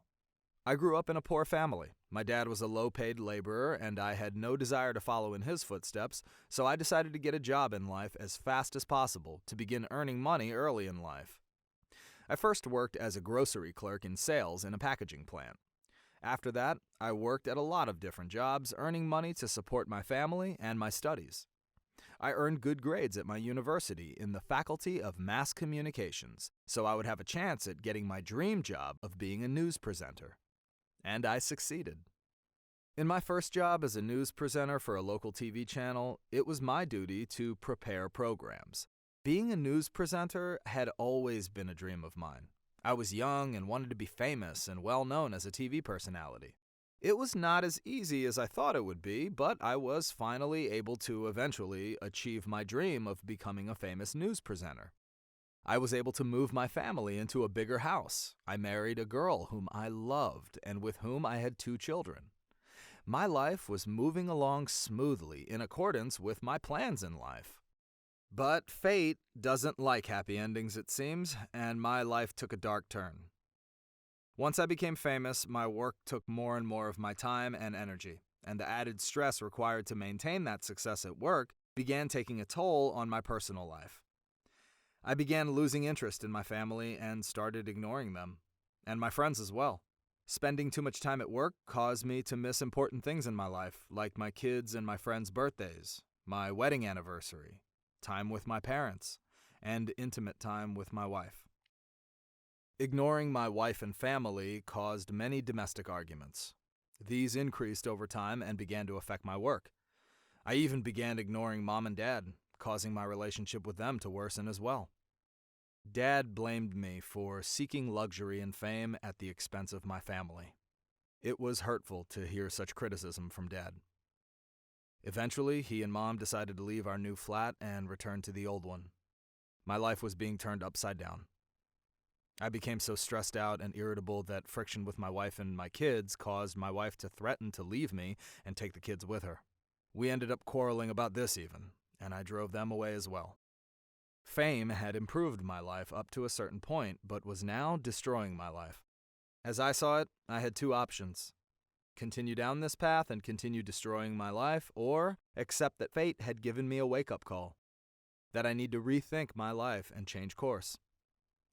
Also at this time of deep contemplation, I began getting severe headaches, like migraine headaches that worsened day by day. A friend of mine recommended that I go see a doctor, so I took his advice. I went to a doctor who was quite well known, and he told me that I had a tumor in my brain. Woe is me. Was this downhill trend in my life ever going to stop? I guess not, because then he continued with more bad news. That I just had 30 days to live. I didn't know what to do. First, I called Dad. I knew that he was upset with me, as were my friends, wife, and kids. It seemed that I might be doomed to die alone. I began reminiscing about the good old days, when my nice home was filled with happiness and my children laughing, playing, and shouting. But now, It sat silent and empty. Having only 30 days to live, I felt that I needed to fix my life before it was too late. So I took action. I took a vacation from work and went to visit Mom and Dad. After hugging and talking to them, my eyes were filled with tears. Learning what I had given up in pursuit of success tore at my heartstrings. They asked about my health, and I concealed my condition and told them I was quite well. I apologized for my past bad behavior and promised them that I would change for the better. Dad forgave me because he didn't want to see me so sad and miserable, so I was able to reconcile with both of them. Mom asked about my wife and kids, and upon learning that they had left me, she said that I needed to reconcile with them too. I told her that I would do that I planned to fix everything. So I returned to our old home and was putting some flowers on the doorstep when my wife happened to open the door to find me there. I tearfully asked her to forgive me and to move back into our new home to live with me again. I promised them that making them happy would be my only purpose in life from that point forward. The strange thing is that I not only changed for the better, but I was even better than I was before things had gotten worse. I spent all my time with my parents, my family, and my friends. We met every week to gather fun and barbecue cookout parties. During my spiritual renaissance, my renewed enjoyment of life, my phone kept ringing a lot, but I figured it was just the doctor with more bad news, so I ignored it. Then one day, I gathered all the family together and told them the truth. That I was going to die very soon. It was a major shock to everyone. My wife fainted, and my parents and kids were all crying. Finally, I was ready to answer the numerous phone calls that had been coming in. They were from the lab. The lab technician informed me that they had mixed up my medical records with someone else's, and that person had died within the predicted 30 days. However, I was off the hook. They apologized profusely for their mistake and hung up. I was so ecstatic. If there's really a cloud 9, then I was there. I walked outside and looked up at the clear blue sky with my eyes full of tears, basking in the warmth of the sun and savoring the cool breeze of life teasing at my hair and face. Fate had given me another chance, and I did not intend to waste it the second time around. I would live the rest of my life as if I only had 30 days to live. I don't believe in ghosts, evil spirits, haunted houses, metaphysics, etc. I only believe in science and facts. But sometimes things happen that shred all your beliefs. I want to introduce myself. I'm Lisa. I'm 14 years old. I live with my mom, dad, and grandmother. And they're all very proud of me. I'm the leader of the science club at school, and I've been the perfect student for the past 2 years. My hobbies are reading, watching educational videos, and learning.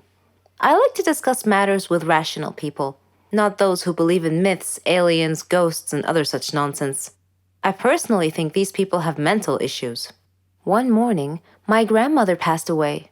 I was sad for a long time because I missed her so much. On the day of her funeral, the whole city must have come to say goodbye.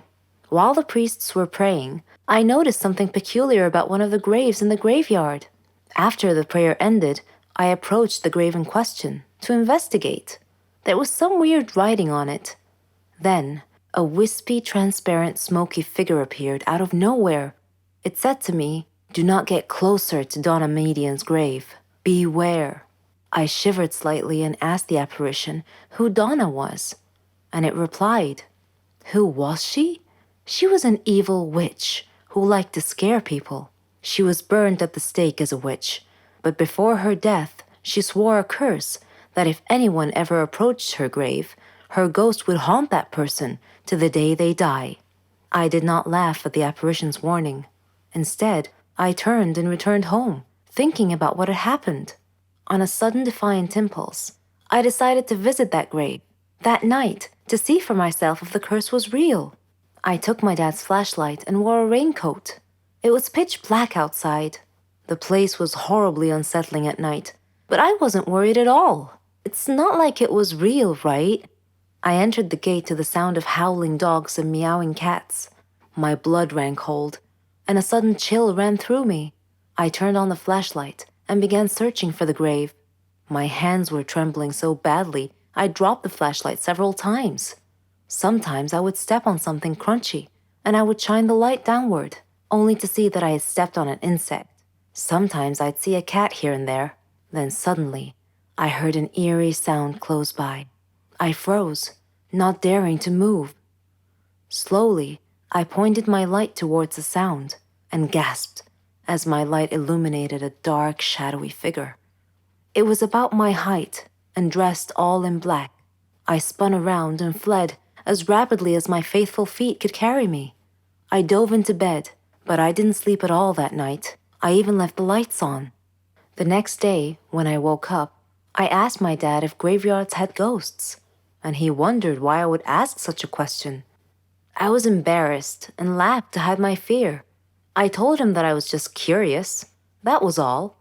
Dad looked at me suspiciously, but continued. I've heard stories, he said, that some people have seen a ghost of a girl from time to time beside Donna Median's grave. I felt my heart sink, and I asked slowly, "Is she about my height and dressed in black?" He replied, "Yes, that's how I've heard the ghost described." "How in the world did you know that?" I looked down casually and answered, "Oh, I read an article about it on the internet last night." My head hurt just thinking about this ghost thing. I made up my mind to prove or disprove it once and for all. I called my friend Laura and persuaded her to come with me to the grave. The following night, we met at the stroke of midnight at the entrance to the graveyard. Laura was shaking and constantly casting glances right and left. The weather was rainy and gloomy. The ground was muddy, and cats were meowing everywhere. It would have made the perfect setting for a supernatural horror movie. While we were looking for Donna's grave, flying bats would occasionally startle Laura, causing her to scream alarmed. As we approached Donna's grave, we suddenly heard a sound behind us. We both turned around at the same time and screamed. A ghost was glaring at us. It asked angrily, "What are you doing beside my grandmother's grave?" "Wait a minute. Are you girls?" She uncovered her face, revealing that she was just a girl, and a beautiful one at that. She told us that her name was Carmen and asked me to turn off the flashlight because it hurt her eyes. I did. Then I asked, "Who are you?" She replied, "I'm the 5th grandchild of Donna Median, the poor woman in this grave who has been wrongly accused." We both whispered back, "Wrongly accused?" She continued saying, "Yes, she was a victim of the Holocaust during World War II. Afterwards, she became a simple doctor who treated people who were afflicted with epilepsy. As usual, there are always some small-minded, superstitious people looking to make trouble for others. They accused her of being a witch because they considered epilepsy to be a disease caused by a demon's touch. I come here every day to put flowers on her grave. People have mistaken me for a ghost because I only come at night. I don't want people to know I'm related to someone they think to be a witch.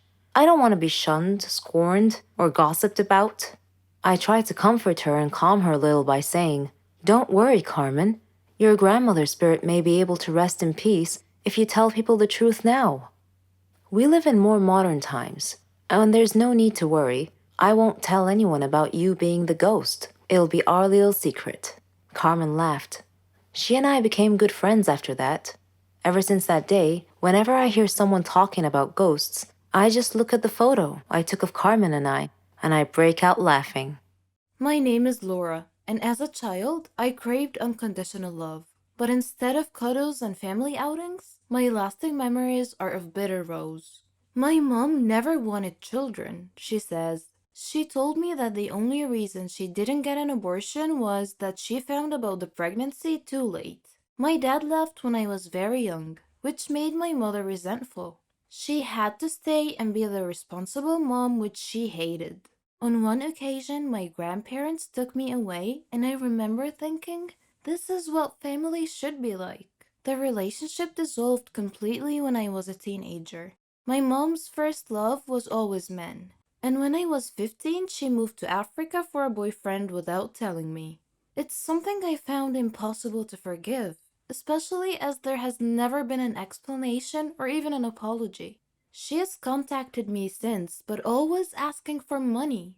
That's why I made the decision to cut all ties with her. I put my mother's behavior down to a horrible upbringing, but she can't make the same excuses for her father. Dad had a lovely childhood, but he has no emotions or empathy for anyone.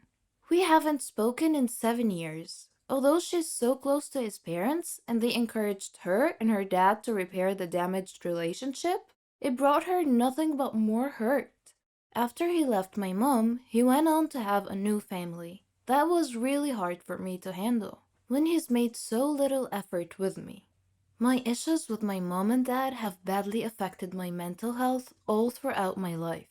I see a therapist regularly now to try to help me deal with the emotions. When I get married next year, neither of my parents will be invited. I grew up thinking I did something wrong for my parents not to want me. My only regret is not telling my dad how much I hated him.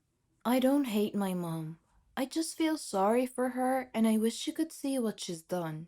Ending all contact with a parent may sound extreme, but for me, it was an act of self-preservation. My dad left when I was 8, and I haven't spoken to my mom once since I moved to Germany 10 years ago. She wasn't maternal and had a really bad temper, which she took out on me. She would never be affectionate, and I felt unloved. I believe my mother may have had a miserable childhood, which meant she lacked the emotional tools to be a good parent. After I grew up and had my own daughter, our relationship got even worse. My mother never came to see me or her granddaughter, but she did form a close bond with her son's new family. It hurt me that she made an effort to spend time with my brother's children and not mine. Over time, I have come to terms with the fact that she never loved me. I don't hate her or feel sorry for her. I just don't want her in my life anymore. Andy hasn't spoken to mom for 25 years, after they stopped communicating in his early 20s. For him, the problem was a lack of respect and common values. I grew up in a children should be seen and not heard household, where my parents' opinion was the only right one. We would have dinner in silence, and my parents never encouraged me in my interests or activities. He says he was never praised for his achievements, only criticized for doing wrong things. Whatever I did, it was never good enough. If I did well at something, my dad would always have to prove he was better. The house rules were strict, and he was sent to bed by 10 p.m. every night, even at the age of 16. But instead of sleeping, Andy found himself listening to the radio to escape the boredom. He quickly became interested in current affairs and politics, which gave him a new insight into the world. It made me realize that my parents' views were snobby, sexist, and racist. I was never allowed to voice any opinion that contradicted their views or I'd be sent to my room. It made me lose respect for them. Andy and I were living in the same house, but we hadn't had a conversation for over a year. I can't say I regretted not making up with him. He was miserable to be around. Several years later, Andy graduated from university and bought a house. I was so proud, but my mom told me it was horrible. She said it looked like a council house and asked why he wanted to live in a slum. As his career advanced, she became more critical and constantly compared him with his half-brother. I was 21 and felt successful, but she was ashamed of everything I did because it didn't fit her snobbish ideals. Eventually, he stopped contacting both my mother and his brother, and has never looked back. It wasn't really a difficult decision to make because we had nothing in common and they didn't accept me or my life choices. Andy understands why some people see this as a surprising decision, but has no interest in sustaining a relationship for the sake of it. I feel like seeing your parents out of duty is wrong. If you have made no effort to build a relationship with your children, I don't think you can expect them to be there. For other families, the rift is a result of the parents' divorce. Like my friend Helen, she lost contact with 2 of her 4 adult children this year. after ending an emotionally abusive relationship with her father. Since they separated in 2011, it's been a slow process of parental alienation. Her son hasn't spoken to her since last year, and her middle daughter is now ghosting her on every channel of communication. She believes her former partner has used the same manipulation tactics on her children as those that destroyed their marriage. Once the kids got older and she developed her own life and interests, her ex became controlling and tried to stop her from doing the things that she liked. During a period of gaslighting that spanned many years, she says he told lies about her behavior to friends and family. Once he told them she was drunk and suicidal and she had gone missing. In reality, she had gone to the supermarket. When she joined a local band, he told everyone she was crazy and that she wanted to run away and become famous. Over time, her husband's side of the story was believed, and Helen began feeling alienated from her family. She sadly lost her mom a few years ago, and her dad is a man's man and took her ex's side. The divorce impacted the children big time and damaged them emotionally. Despite making every effort to build bridges with her children, she admits she doesn't know what their father has told them. He has always made an argument before parties and celebrations to prevent her from coming to the event. He also accused her of having an affair, even though she never cheated on him. The relationships with her two estranged children became so strained that she wasn't given a chance to discuss what had happened. The only explanation they've ever given her is that she doesn't care about them or that she treats them as little kids. Though losing contact has been an extremely painful experience for both of us, I don't blame anyone. Not me, not my mom, not Helen, and not her children. It's no one's fault. I can very much relate to how Helen's children felt. They're like goldfish swimming in a tank where someone keeps adding a tiny bit of color every day until they start to see things in a completely different way. I would love a chance to reconnect with my mom, but I can't see how it will happen.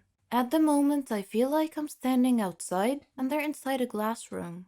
I really miss my mom, my brother, and definitely my dad. My son killed me. Yes, you read that correctly. I am not a ghost or an evil spirit that needs rescuing. I have a brave heart. My name is Megan, and I hope to inspire you with my story. I lived with my father and my sister Marlene after the death of my mother, who died from an illness. Though I was only 18 years old, I became responsible for taking care of my whole family. I did everything for them, like cooking, cleaning, washing, etc.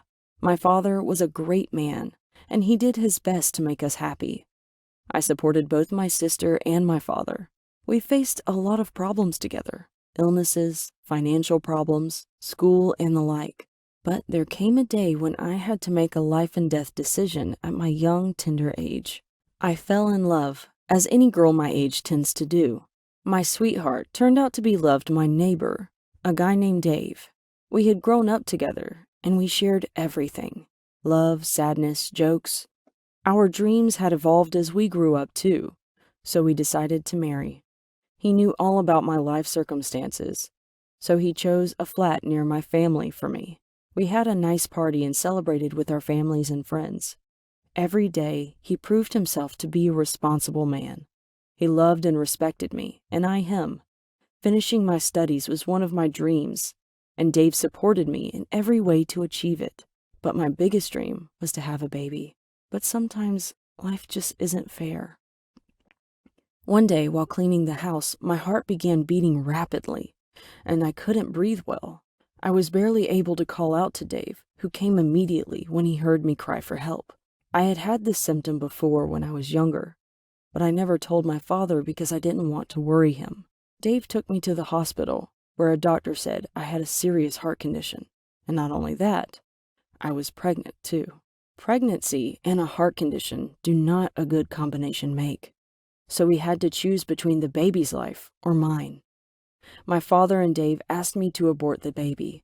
Though they tried hard to persuade me, I resolutely refused. I agonized a lot during my pregnancy. My father and Dave were so worried for my safety. My father and Marlene left their flat to live with me. In addition, Dave cut back on his working hours to stay with me. The day came when I went into labor. They took me to the hospital, where the doctor checked me over and pronounced that my condition was so serious that I wouldn't be able to survive the childbirth. My family and I were shocked. I held Dave's hand and told him that I was strong enough to survive this. Dave hugged me, crying tears like a river. I was so afraid, but I did my best to hide that fact. I looked to my protruding belly and said to my baby, "I want you to know that I sacrificed myself for you. You had better grow up to be a great young man. I love you." Then the baby started pushing its way into this world. The scene fades to blackness. The baby is born. Suddenly, a year later, a birthday party is being held. The baby is now 1 year old. A woman is singing with the baby and her family. The woman looks at you and winks. Megan says, "Haha, fooled you. I lived through the childbirth. Sometimes life gives us a second chance, but you have to be willing to accept the risk." Hello, I'm Dahlia. Naturally, it's every girl or boy's dream to get employed after they graduate and start their practical life. And that's what happened to me. Right after I graduated, I found the perfect job. I was hired as a graphic designer. As you all know, on the first day of work, we want everything to be perfect. We get ready. We arrive there early just to show them that we're diligent and hardworking. So I got everything ready the day before it, just in case. My clothes were ironed, the colors matched, my shoes polished. It was all good. Though it was only 11 p.m. when I went to sleep. Thought I'd get a fresh start in the morning, but I wasn't sleepy at all. I'm used to staying up all night. So I got up and I started watching The Fault in Our Stars. A romantic movie was bound to make me fall asleep. The movie was over after I cried through it, and I didn't feel the tiniest bit sleepy. Anyway, I ended up sleeping at 6 a.m. after a long night, and I was supposed to wake up at 8 because my work started 10. When I opened my eyes, I checked the time. 9:30? Oh no! I flew off my bed, jumped in the shower, got dressed, and ran out the door. I took my car, but there were traffic jams everywhere.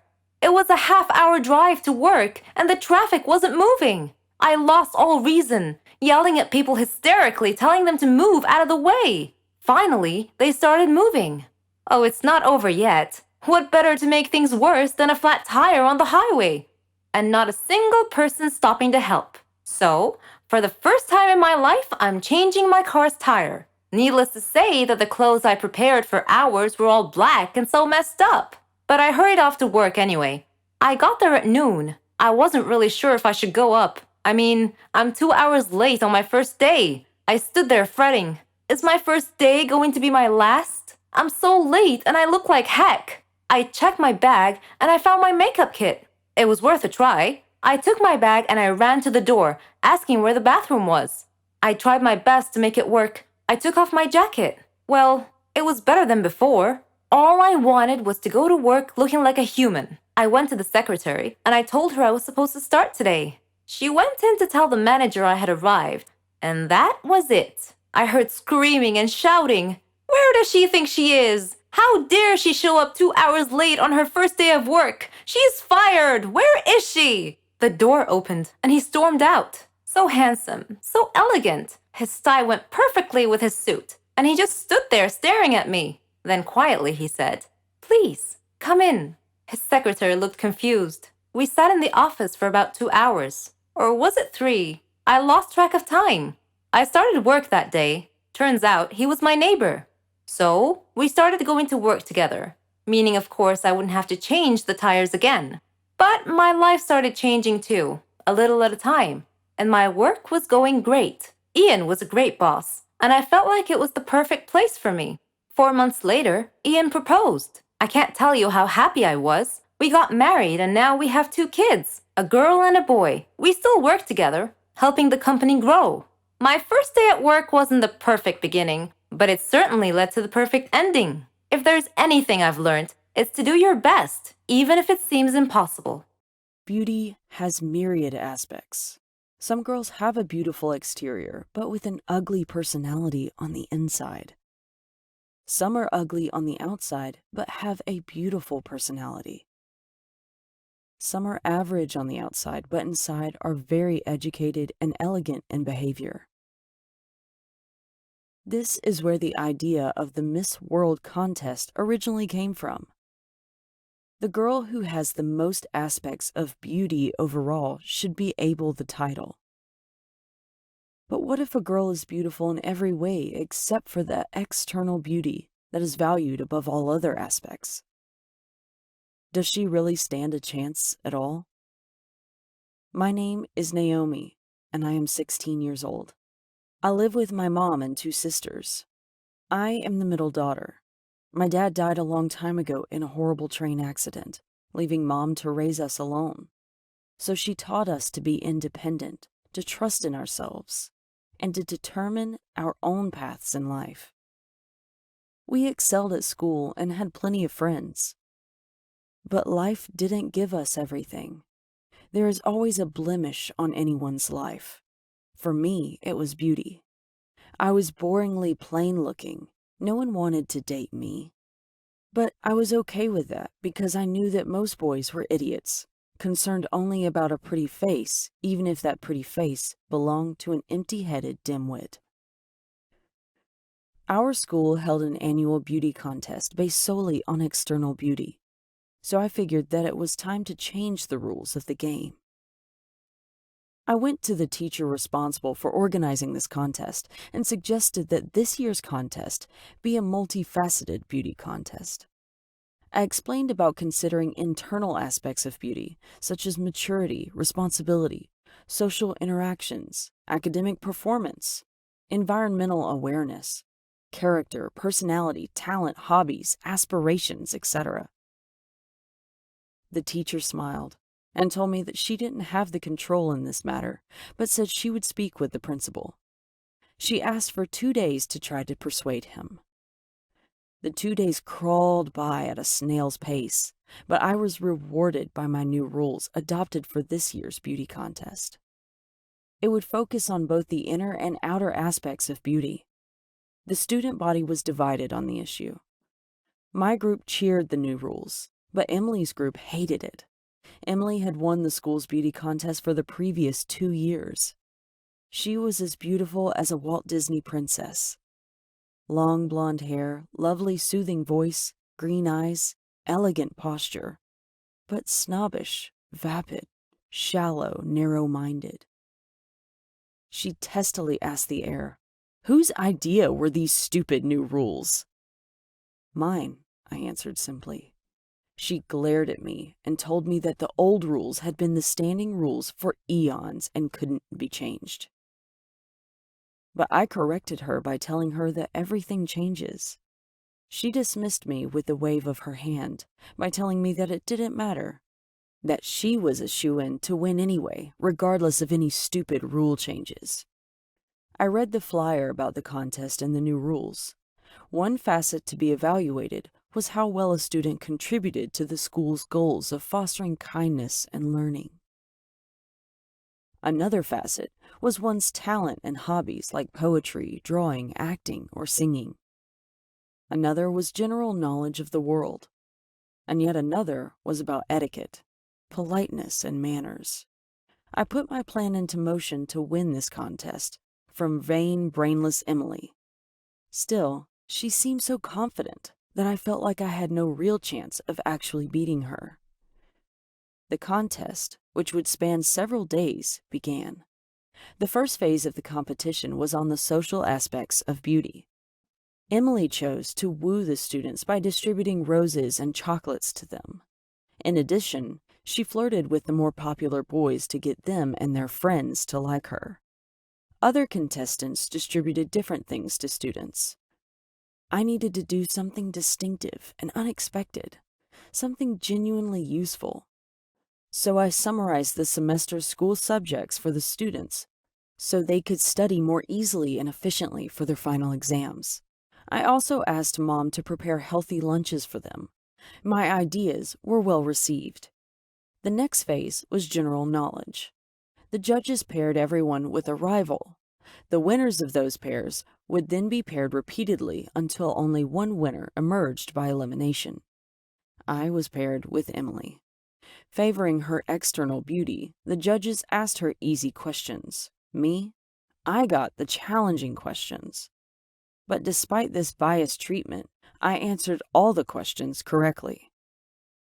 The next part was about artistic talent. Emily was an excellent actress. Imagine that. She portrayed a stage scene and won well-deserved praise for her performance. My talent was drawing. I drew an intricate drawing and recited a poem. My heart was pounding during my poem recital, but I managed to receive vigorous applause. Emily was staring daggers at me. If looks could kill, my death would have eliminated me from the contest at that very moment. The next phase of the contest focused on costumes. I told Mom that I didn't see how I could possibly be Emily, but she continued to encourage me and believe in me. Her words inspired me. When I woke up that day, I was surprised by a new dress in my closet. It was so stylish and fit my form perfectly. It made me look like Cinderella. I wore it and went to the school. All the girls were beautifully dressed, as was I'm happy to say. I did well in this phase. The final phase would be judged on external beauty. The judging began, and all the contestants were so beautifully made up, with expensive hairdos and elegant sparkly dresses, that my spirit plummeted as my chances of winning seemed almost nil. Then suddenly, I had a crazy idea. I whispered in Mom's ear and went into the restroom. When they called my name, I walked up onto the stage in clean, neat, everyday school clothes, with no makeup and no fancy hairdo. Just plain old me. I asked the judges for permission to speak, and they allowed it. Directing my speech to the students present, I explained that my external appearance was not what true beauty was about. Yes, I could dress up and smile for one day to impress the judges, but what about the other days of the year? People's outward appearance should be respectful, decent, and proper all the time.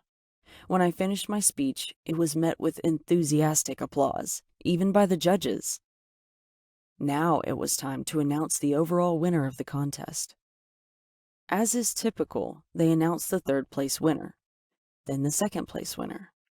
I hadn't heard my name yet and was sure that Emily's name was about to be announced for first place. When I heard my name announced for first place, I screamed with joy. I couldn't believe it. Everyone was cheering for me, and Mom was looking so proud. After the contest was over, a shy but well-mannered and well-behaved boy came over and asked me for a date. I turned toward Emily and smiled sweetly.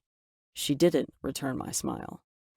Well, long story short, a plain Jane, me, won the overall contest and proved that even an ugly duckling can be loved for its inner beauty. Friendship is not a word that is easily described.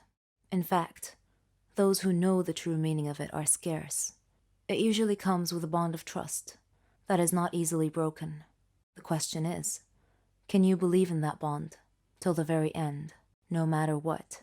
My name is Sophie. I'm 21 years old. I used to live with my parents and my two siblings, Lena and Brian. Dad's an architect. Mom's a doctor. But she had to leave her job to take care of Brian and Lena because they were young and still needed her care and attention. And for a long time, so did I. As a kid, my parents were always worried about me. I didn't have any friends at school, and I was very shy. I would immediately cry when something happened, but all that changed when I met my guardian angel, Matilda. The way we met was somewhat bizarre. I did pretty well in my studies at school. I had hobbies like art and music. Unfortunately, there was this one group of girls who liked to bully people like me. One day, in science class, I was carrying a project I was working on when those girls stopped me and tried to take my project. Just when I was about to cry and let them steal it from me, a girl appeared and told them to leave me alone, or else they would have to deal with her. When they saw her, they looked frightened and left in a hurry. I didn't know the girl, but when I turned to look at her, I saw that she was a tall brunette with a beautiful smile. She took my project and held it for me because I was shaking and sobbing. Then she walked me to class and told me she would be back during break to check on me. As she was leaving, she called back to me and shouted that her name was Matilda and said that she would see me later. She did indeed come back during break. The clique of bully girls left me alone after that, and kept their distance from Matilda as well. I asked Matilda why they were so afraid of her. She laughed and said it was a long story, but the short version was that she beat them up once, and they became afraid of her and stayed clear ever since. I asked her how she knew that those girls were always bothering me. She said it was pure coincidence, that she had happened to be in the classroom the day they tried to take my project from me. She said that I looked so helpless that she decided to step in. I asked her to be my friend. She teared up a little and said, "Of course," and from that day forward, we became the best of friends. I was cheerful every day now, and we grew closer and closer together. The happiest days of my life. Her story was unusual. Her dad was a boxer. Her parents split up because her mom couldn't stand the thought of him risking his life boxing every day, so she left. Her dad did his best to look after Maddie and her two little sisters. Then, one day, he was killed by thieves who robbed him as he was coming home from work, leaving Maddie to raise her siblings alone. This heavy responsibility matured her and toughened her character. She taught me to be bold, to love adventures. I feared nothing with her there. I dealt with situations decisively, without hesitation. We were like two separate halves of a ship sailing in the dark that happened to find each other one night and came together to complete each other. This was how I met Maddie, and our friendship grew stronger year after year. Maddie and her sisters were like my own sisters. We were all one big happy family, until something happened that disturbed the fabric of our universe. I enrolled in the College of Engineering, while she enrolled in a different college. The first year of college was difficult for me, because I missed Maddie so much. But then I tried really hard and focused on my studies. In my third year, I met Matthew, a player on the college basketball team. During that time, I was working for the college newspaper, and I was assigned to interview him. He was smart, handsome, and had an inspiring story. His parents died when he was young, leaving him responsible for his younger brother, so he decided to work and earn money while pursuing his dream of being a basketball player. By the time we met, he had a chance to play in the NBA. We had a connection, and he proposed to me. I wanted to tell Maddie so badly, to share this wonderful news with her, but I couldn't. Maddie had completely disappeared that year, and I hadn't seen her at all. I didn't know where she was or how to reach her. Then, one day, I got a call from her. Her voice sounded distressed, maybe because her responsibilities were such a burden on her. Either way, I was glad she called. She seemed sad, and I asked her what I could do to help. I told her that I wanted to see her, so we could catch up. She agreed, and told me that we needed to get together soon. When we finally met, I saw that she had lost a lot of weight. I asked her why, and she replied that she was working while going to college. She wasn't looking after herself at all, but her eyes told another story. I told her about Matthew, and that we were getting married soon. She smiled, but her joy seemed affected somehow. I didn't know how to describe it. Perhaps it was the disconnected look in her eyes. I wanted to introduce her to Matthew, but apparently they had already met. They spoke politely to each other, but there seemed to be something between them that made us all feel uncomfortable. I didn't know what it was. A while later, Matthew was always nervous about something. He always seemed to be busy with training or games. But was that all there was? At the same time, Maddie had started acting weird as well. Something was going on between them, but I couldn't quite put my finger on it. Whenever her phone rang, Maddie wouldn't answer, or even look to see who was calling. Shortly before my wedding, Maddie had disappeared again without notice. Matthew went back to his normal self, and everything seemed to be fine. The wedding ceremony was going beautifully, until we got to the part where the preacher said, "Anyone who saw a reason why this marriage should not take place, may they speak now or forever hold their peace." Well, it turned out that there was someone who saw a reason why this marriage should not take place, and that someone did speak up. And much to my amazement, it was Maddie. She shouted that Matthew was her fiancé, and that he had deceived her and left her for me. Matthew looked at her with a perplexed look on his face, as if this was news to him. I felt like time had shifted into slow motion. I had to be dreaming. I couldn't imagine why neither of them told me this before. I looked at Maddie, and asked if it was true. She said, "I'm done lying to you. I don't want to act anymore. Meeting you has been the most horrible thing that has ever happened to me. My life was going well till I met you. You got everything you wanted, even Matthew. He chose you instead." I was staring, lost for words. Tears started running down my face. "Please leave," I said quietly. Maddie was crying too, yet she smiled and walked away. I didn't understand her behavior. Why did she smile as she walked out of my life? Days later, the answer revealed itself. Matthew and I knew each other well, and what happened at the wedding did not affect us at all. Still, I could see it in Matthew's eyes. He had something to tell me, and one day, he came inside the house with tears in his eyes. I asked what was wrong, if his family was okay. He nodded and said, "They're all fine, Sophie, but there's something I've been wanting to tell you." During those times, when Maddie disappeared without warning, it was because she kept a secret from you. She had a terminal disease. She was dying. I was shocked. He continued and said that she had arranged the scene at the wedding to make me hate her, so that when she died, I wouldn't feel grief or sorrow. That she had loved me so much.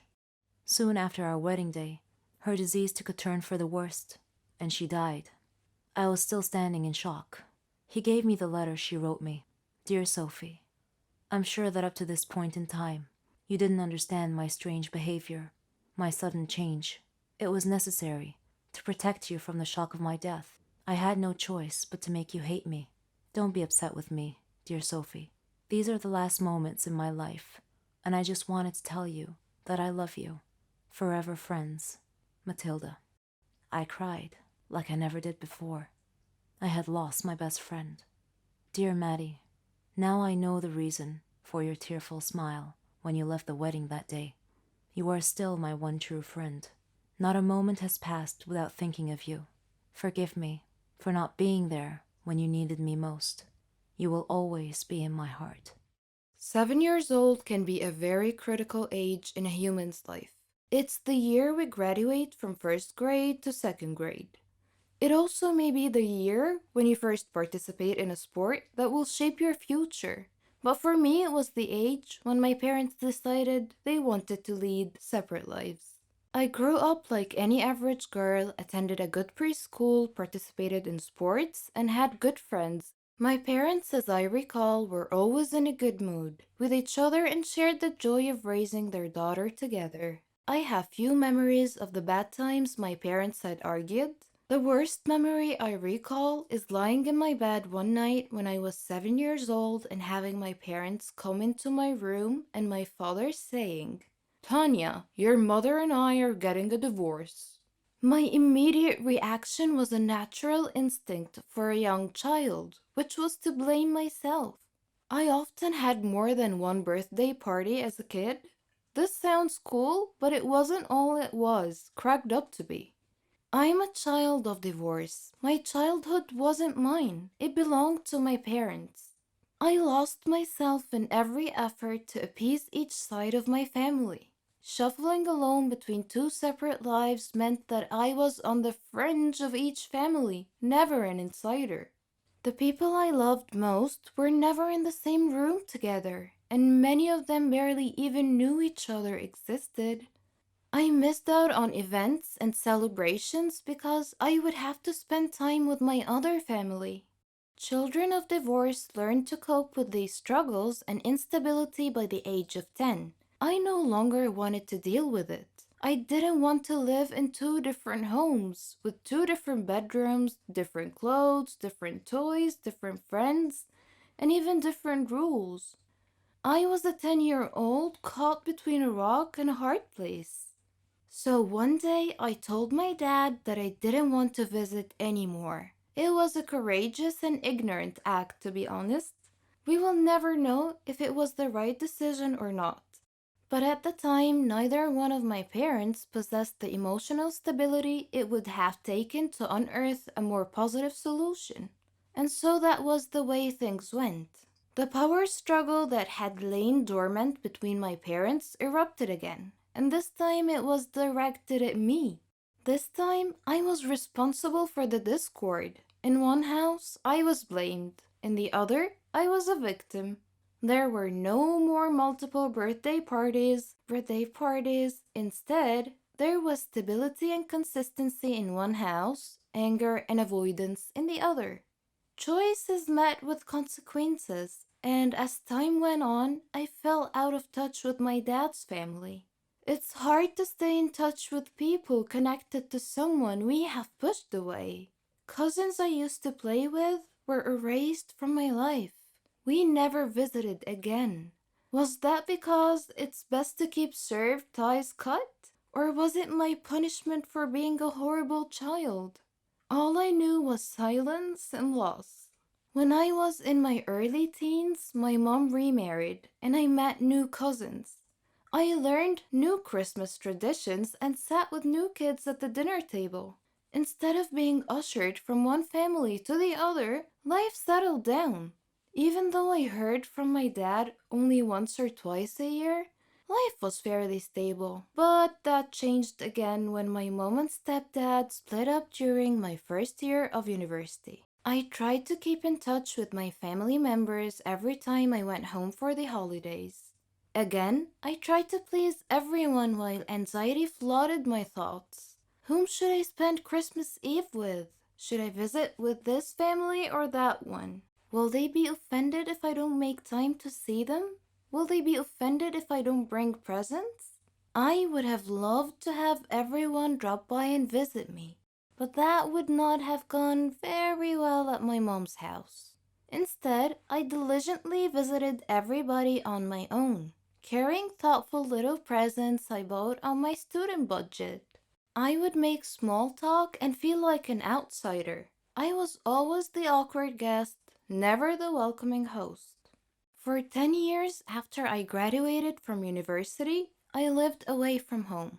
Not a single family member from any one of my 4 families, save for my mom, came to visit, called, or even let me know when they flew through town. Yet, every time I went home for Christmas, I scheduled visits, bought presents, and made time to see as many people as I could. I did this to make them feel good, not me. 2 years ago, I moved back home, and now I live less than a day's drive away from all 4 of my families, their new spouses, and young kids. We're all connected on Facebook, but my mom is still the only person who ever calls or visits. When I hear that a family member passed through town but didn't call, it saddens me.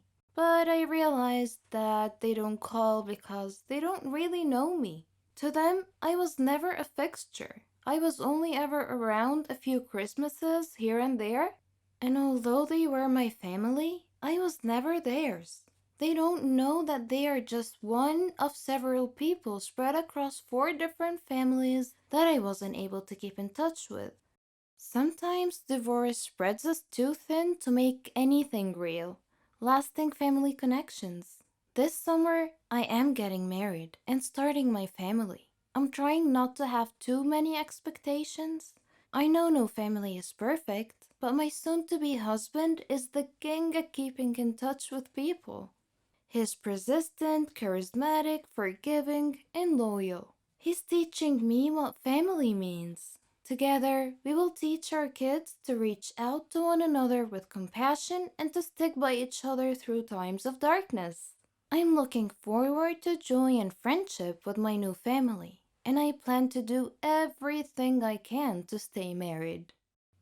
Hey, my name is Anne. It was the summer break before college, and as a graduation kind of celebration and before each and everyone went to a different college, my best friends and I decided to go on a fancy summer vacation to one of the most beautiful places on earth. At least that's what I think, to Hawaii.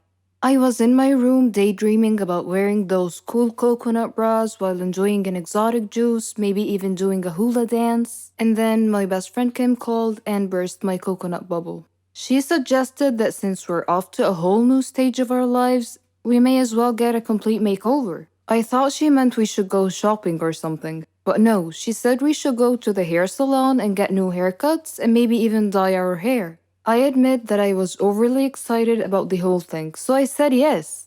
My normal hairdresser was on annual leave, She has always cut my hair exactly how I describe it. I love her. However, she has been gone for a while, and we couldn't wait any longer for a haircut, so I made an appointment with another hairdresser at the same salon. On a side note, Kim is blonde, while I'm a brunette. I know this info might not sound useful, but it will come in handy throughout the story. Kim and I drove to the hair salon. The place looked extra fancy, the kind of place you would trust. We went inside all giggly like we were 12. We were actually 18 at the time. Anyways, we were greeted by a really nice lady. That lady said that Kim should get highlights and I should go for the same, plus going blonde. I was skeptic, but who cares? It's summertime. The lady put bleach all over my head and went to do Kim's hair. So, after 15 minutes, my scalp started burning like crazy. So I called the nice lady and she said it was time to wash the bleach. As she was washing my head, her smiley face went poker. Chunks of my now orange hair were all over the sink. Kim looked at me and her eyes got as big as my head. The lady asked me not to freak out and that she could cover the bald spots with a really short haircut. So I showed her a picture of exactly how I wanted to look like. And so she started cutting my hair. So far, so good. Then she snips a huge section out of the front of my hair, saying that she was framing my face. At this point, it was too late to say anything. The haircut was just hideous. Not me at all, and especially not what I asked for. So I told her that I hated it. She felt really bad, and I started to tear up because it was seriously so ugly. And now that I was stuck with a really bad haircut, I tried to calm myself that maybe the color will turn out okay. And then she put the dye on my hair, and it turned my hair green. The only solution now was to become a redhead, and that was just a no for me. I don't have the complexion of a redhead. Our boyfriends were actually going to pick us up from the salon, and just imagining the look on Nick's face made me cry and laugh at the same time. Rachel played it really cool, and even her highlights did not go so well. But that incident was just one of a kind. I ended up with the weirdest hair color ever. It was like I was half mermaid, half dragon. This did not stop us from enjoying our summer break, though. It was actually a good source of jokes for a long, long time. Could you live with yourself if you found out your whole life turned out to be a lie? That you are not who you thought you were? My story may strike you as a silly Hollywood drama, but every word of it is true, I swear. My name is Tasha, and I'm 19 years old. I'm in the 12th grade, and I live with my family in a posh mansion. I was an only child, so my parents spoiled me by giving me everything I could ask for. Love, protection, the finest education, material things. My father always worried for my safety. He was so protective that it annoyed me, though I loved him for it. I lived the life that every teenager could only dream about. I had a car, money, and the ability to travel the world if I so desired. The only strain on my existence, as it were, was when I discovered a secret about my life, which is what this story is about. It was the first day of a new school year. The school day was over, and I was walking home with my friends when I noticed a woman standing across the street.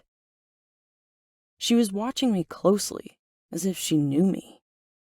Perhaps I resembled one of her friends or relatives. This situation repeated itself on many occasions.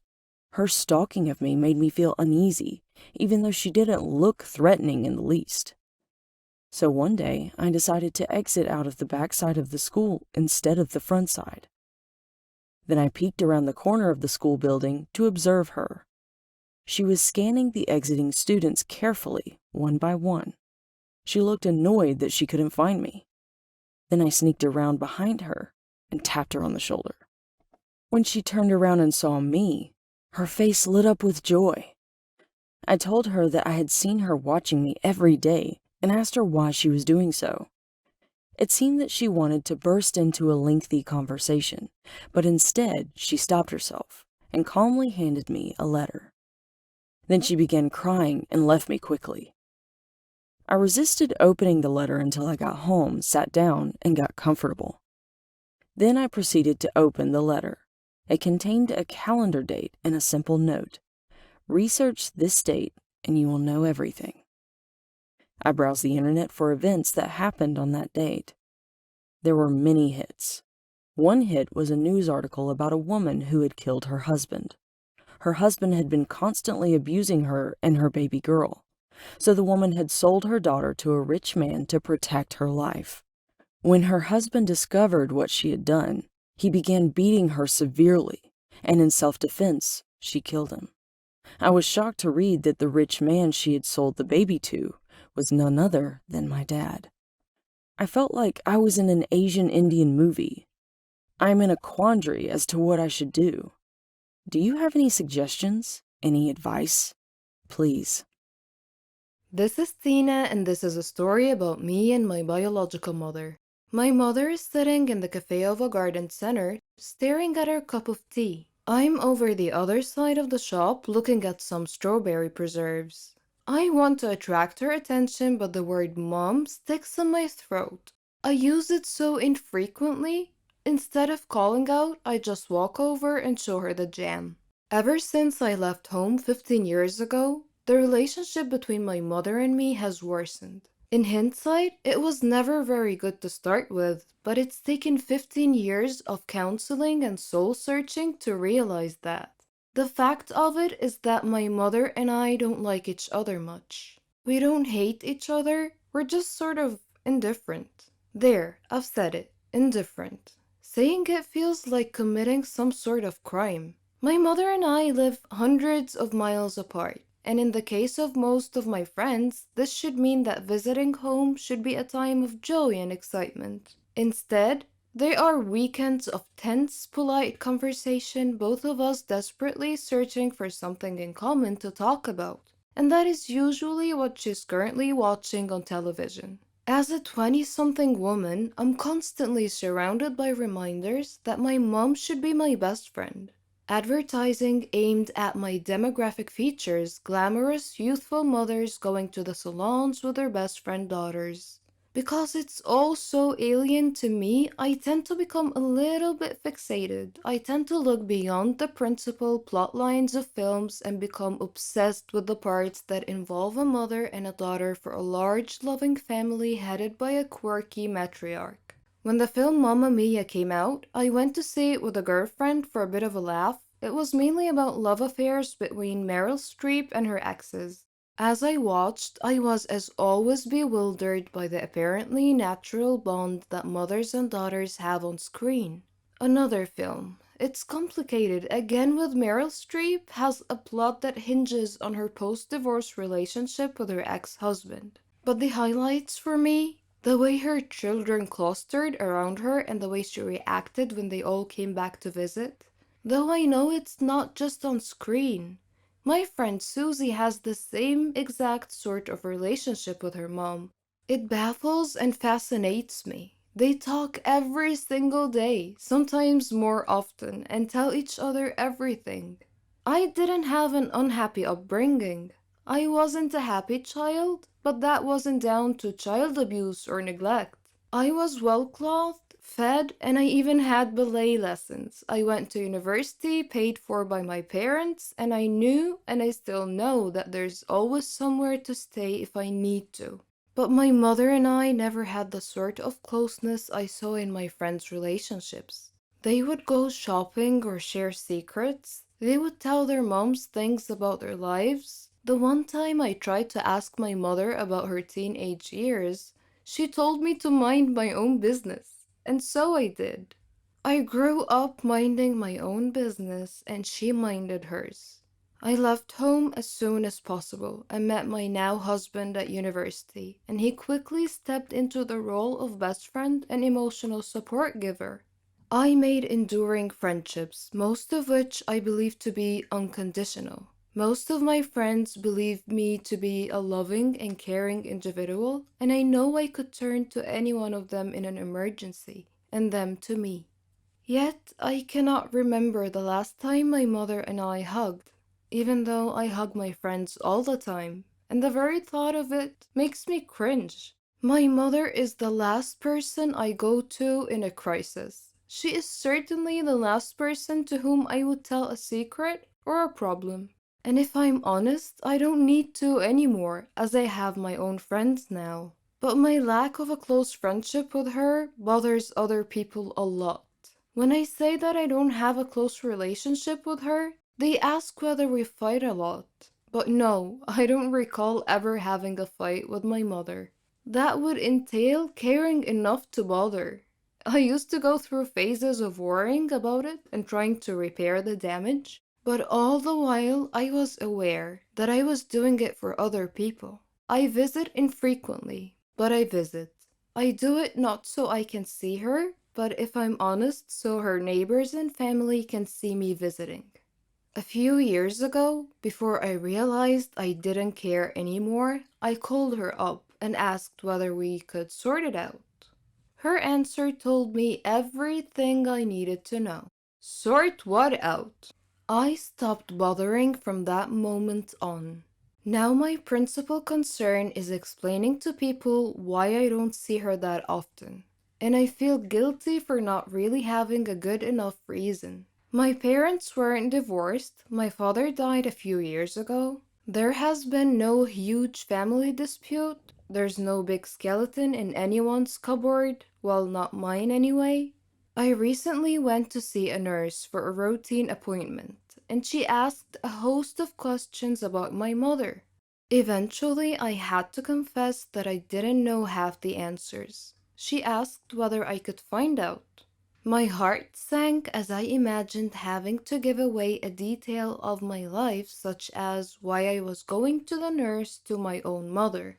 Mother's Day is a nightmare. Trying to find a card that doesn't say my mother is my best friend or the best mother in the world or my heroine is not easy, let me tell you. Others try to fix it for me. Why don't you book a spa weekend for your mom?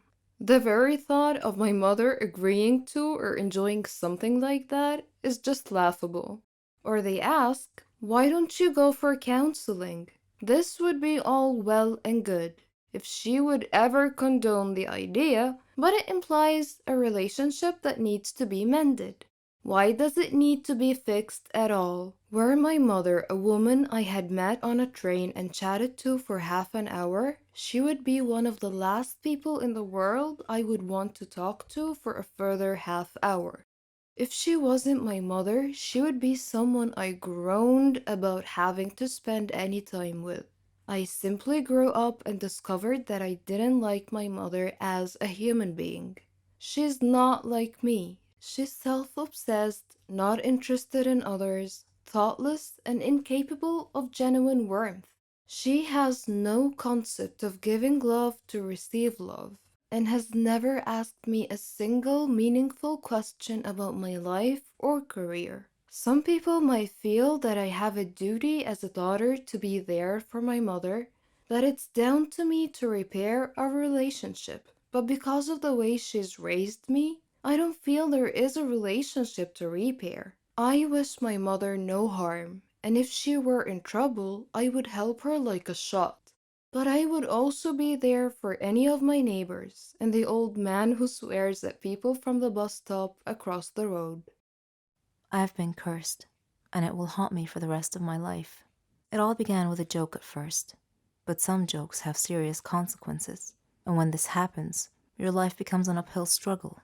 My name is Catherine. I'm 16 years old, and I live with my parents and my little sister Mara. I like music, acting, and watching action movies. I play baseball and practice ballet. I've even won a lot of prizes. I just had one problem. I like to make fun of people. It's like an addiction. I never watched what I said, nor did I care who it hurt. The kids I picked on were actually kind and gentle, but that just encouraged me even more. My friends were exactly like me. In fact, I was their leader. We walked like we owned the school. We had a classmate named Norman. He wasn't exactly what you'd call in good shape. He was quite the opposite of fit. During class breaks, my gang and I would steal his lunchbox and throw it around each other, keeping it away from him. We watched him run trying to catch us, but he'd stop halfway. The extra weight didn't help him, and he'd quickly run out of breath. Whenever he entered the classroom, we would surprise him by throwing old, musty vegetables and fruits at him. Norman tolerated our teasing. He didn't seem to mind much, but then, one day, a joke went a bit too far. We conceived an evil plan. We told him that there was going to be a photo contest, and the person who makes the funniest pose wins. Norman was so gullible that he believed us. He actually gave it some thought. Then he posed for us. We did our best not to burst out laughing while we took pictures for him.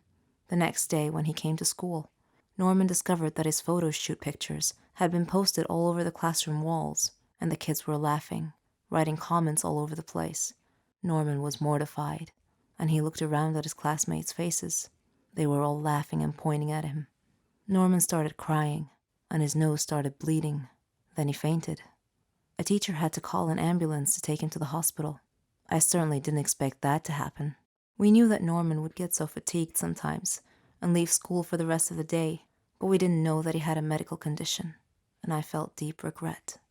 The curse that I spoke of earlier began when a girl named Naomi joined our class as a new student. On her first day, our teacher brought her in and introduced her to us. She sat at the desk at the very last row. I noticed that she was always looking at me in a strange way, and I wondered why. She looked at me with disdain, and I couldn't figure out why. It was my first time meeting her after all. I avoided her, mainly because her looks made me feel uneasy, and whenever my gang wanted to make fun of her, I told them to leave her alone. I felt there was something about this girl.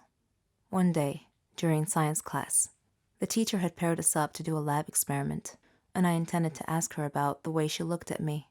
But before I could say anything, she took the initiative and surprised me by broaching the subject herself. "You will pay for what you did to Norman," she said coldly. I looked at her and asked, "How do you know Norman? And what are you talking about?" She replied, "It doesn't matter how I know. I just do." I spent the next few days thinking about her words. Afterwards, Naomi ignored me completely. No more staring, no more accusing looks. It was as if I no longer existed to her. I didn't understand her. Then came the day. We had a basketball match. It was the championship game, but I was still busy thinking about Naomi's words. During the game, I glanced at Naomi and caught her looking at me, which distracted me. One of the players from the other team suddenly bumped into me, knocking me down and causing me to land badly on one of my knees. The pain I was in. I had to withdraw from the game to be taken to the hospital. At the hospital, the doctor said that I had torn a ligament from my knee and told me that I would need a surgery and a lot of medication. So after going through the surgery, I began taking my medications. It caused me to gain weight, even though I wasn't eating very much, just vegetables and fruits. I asked the doctor about my sudden weight gain, and he told me the medications I was taking were affecting my hormonal balance, which rarely happened, but in my case, it did.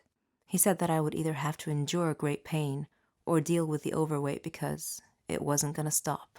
So there you have it, guys.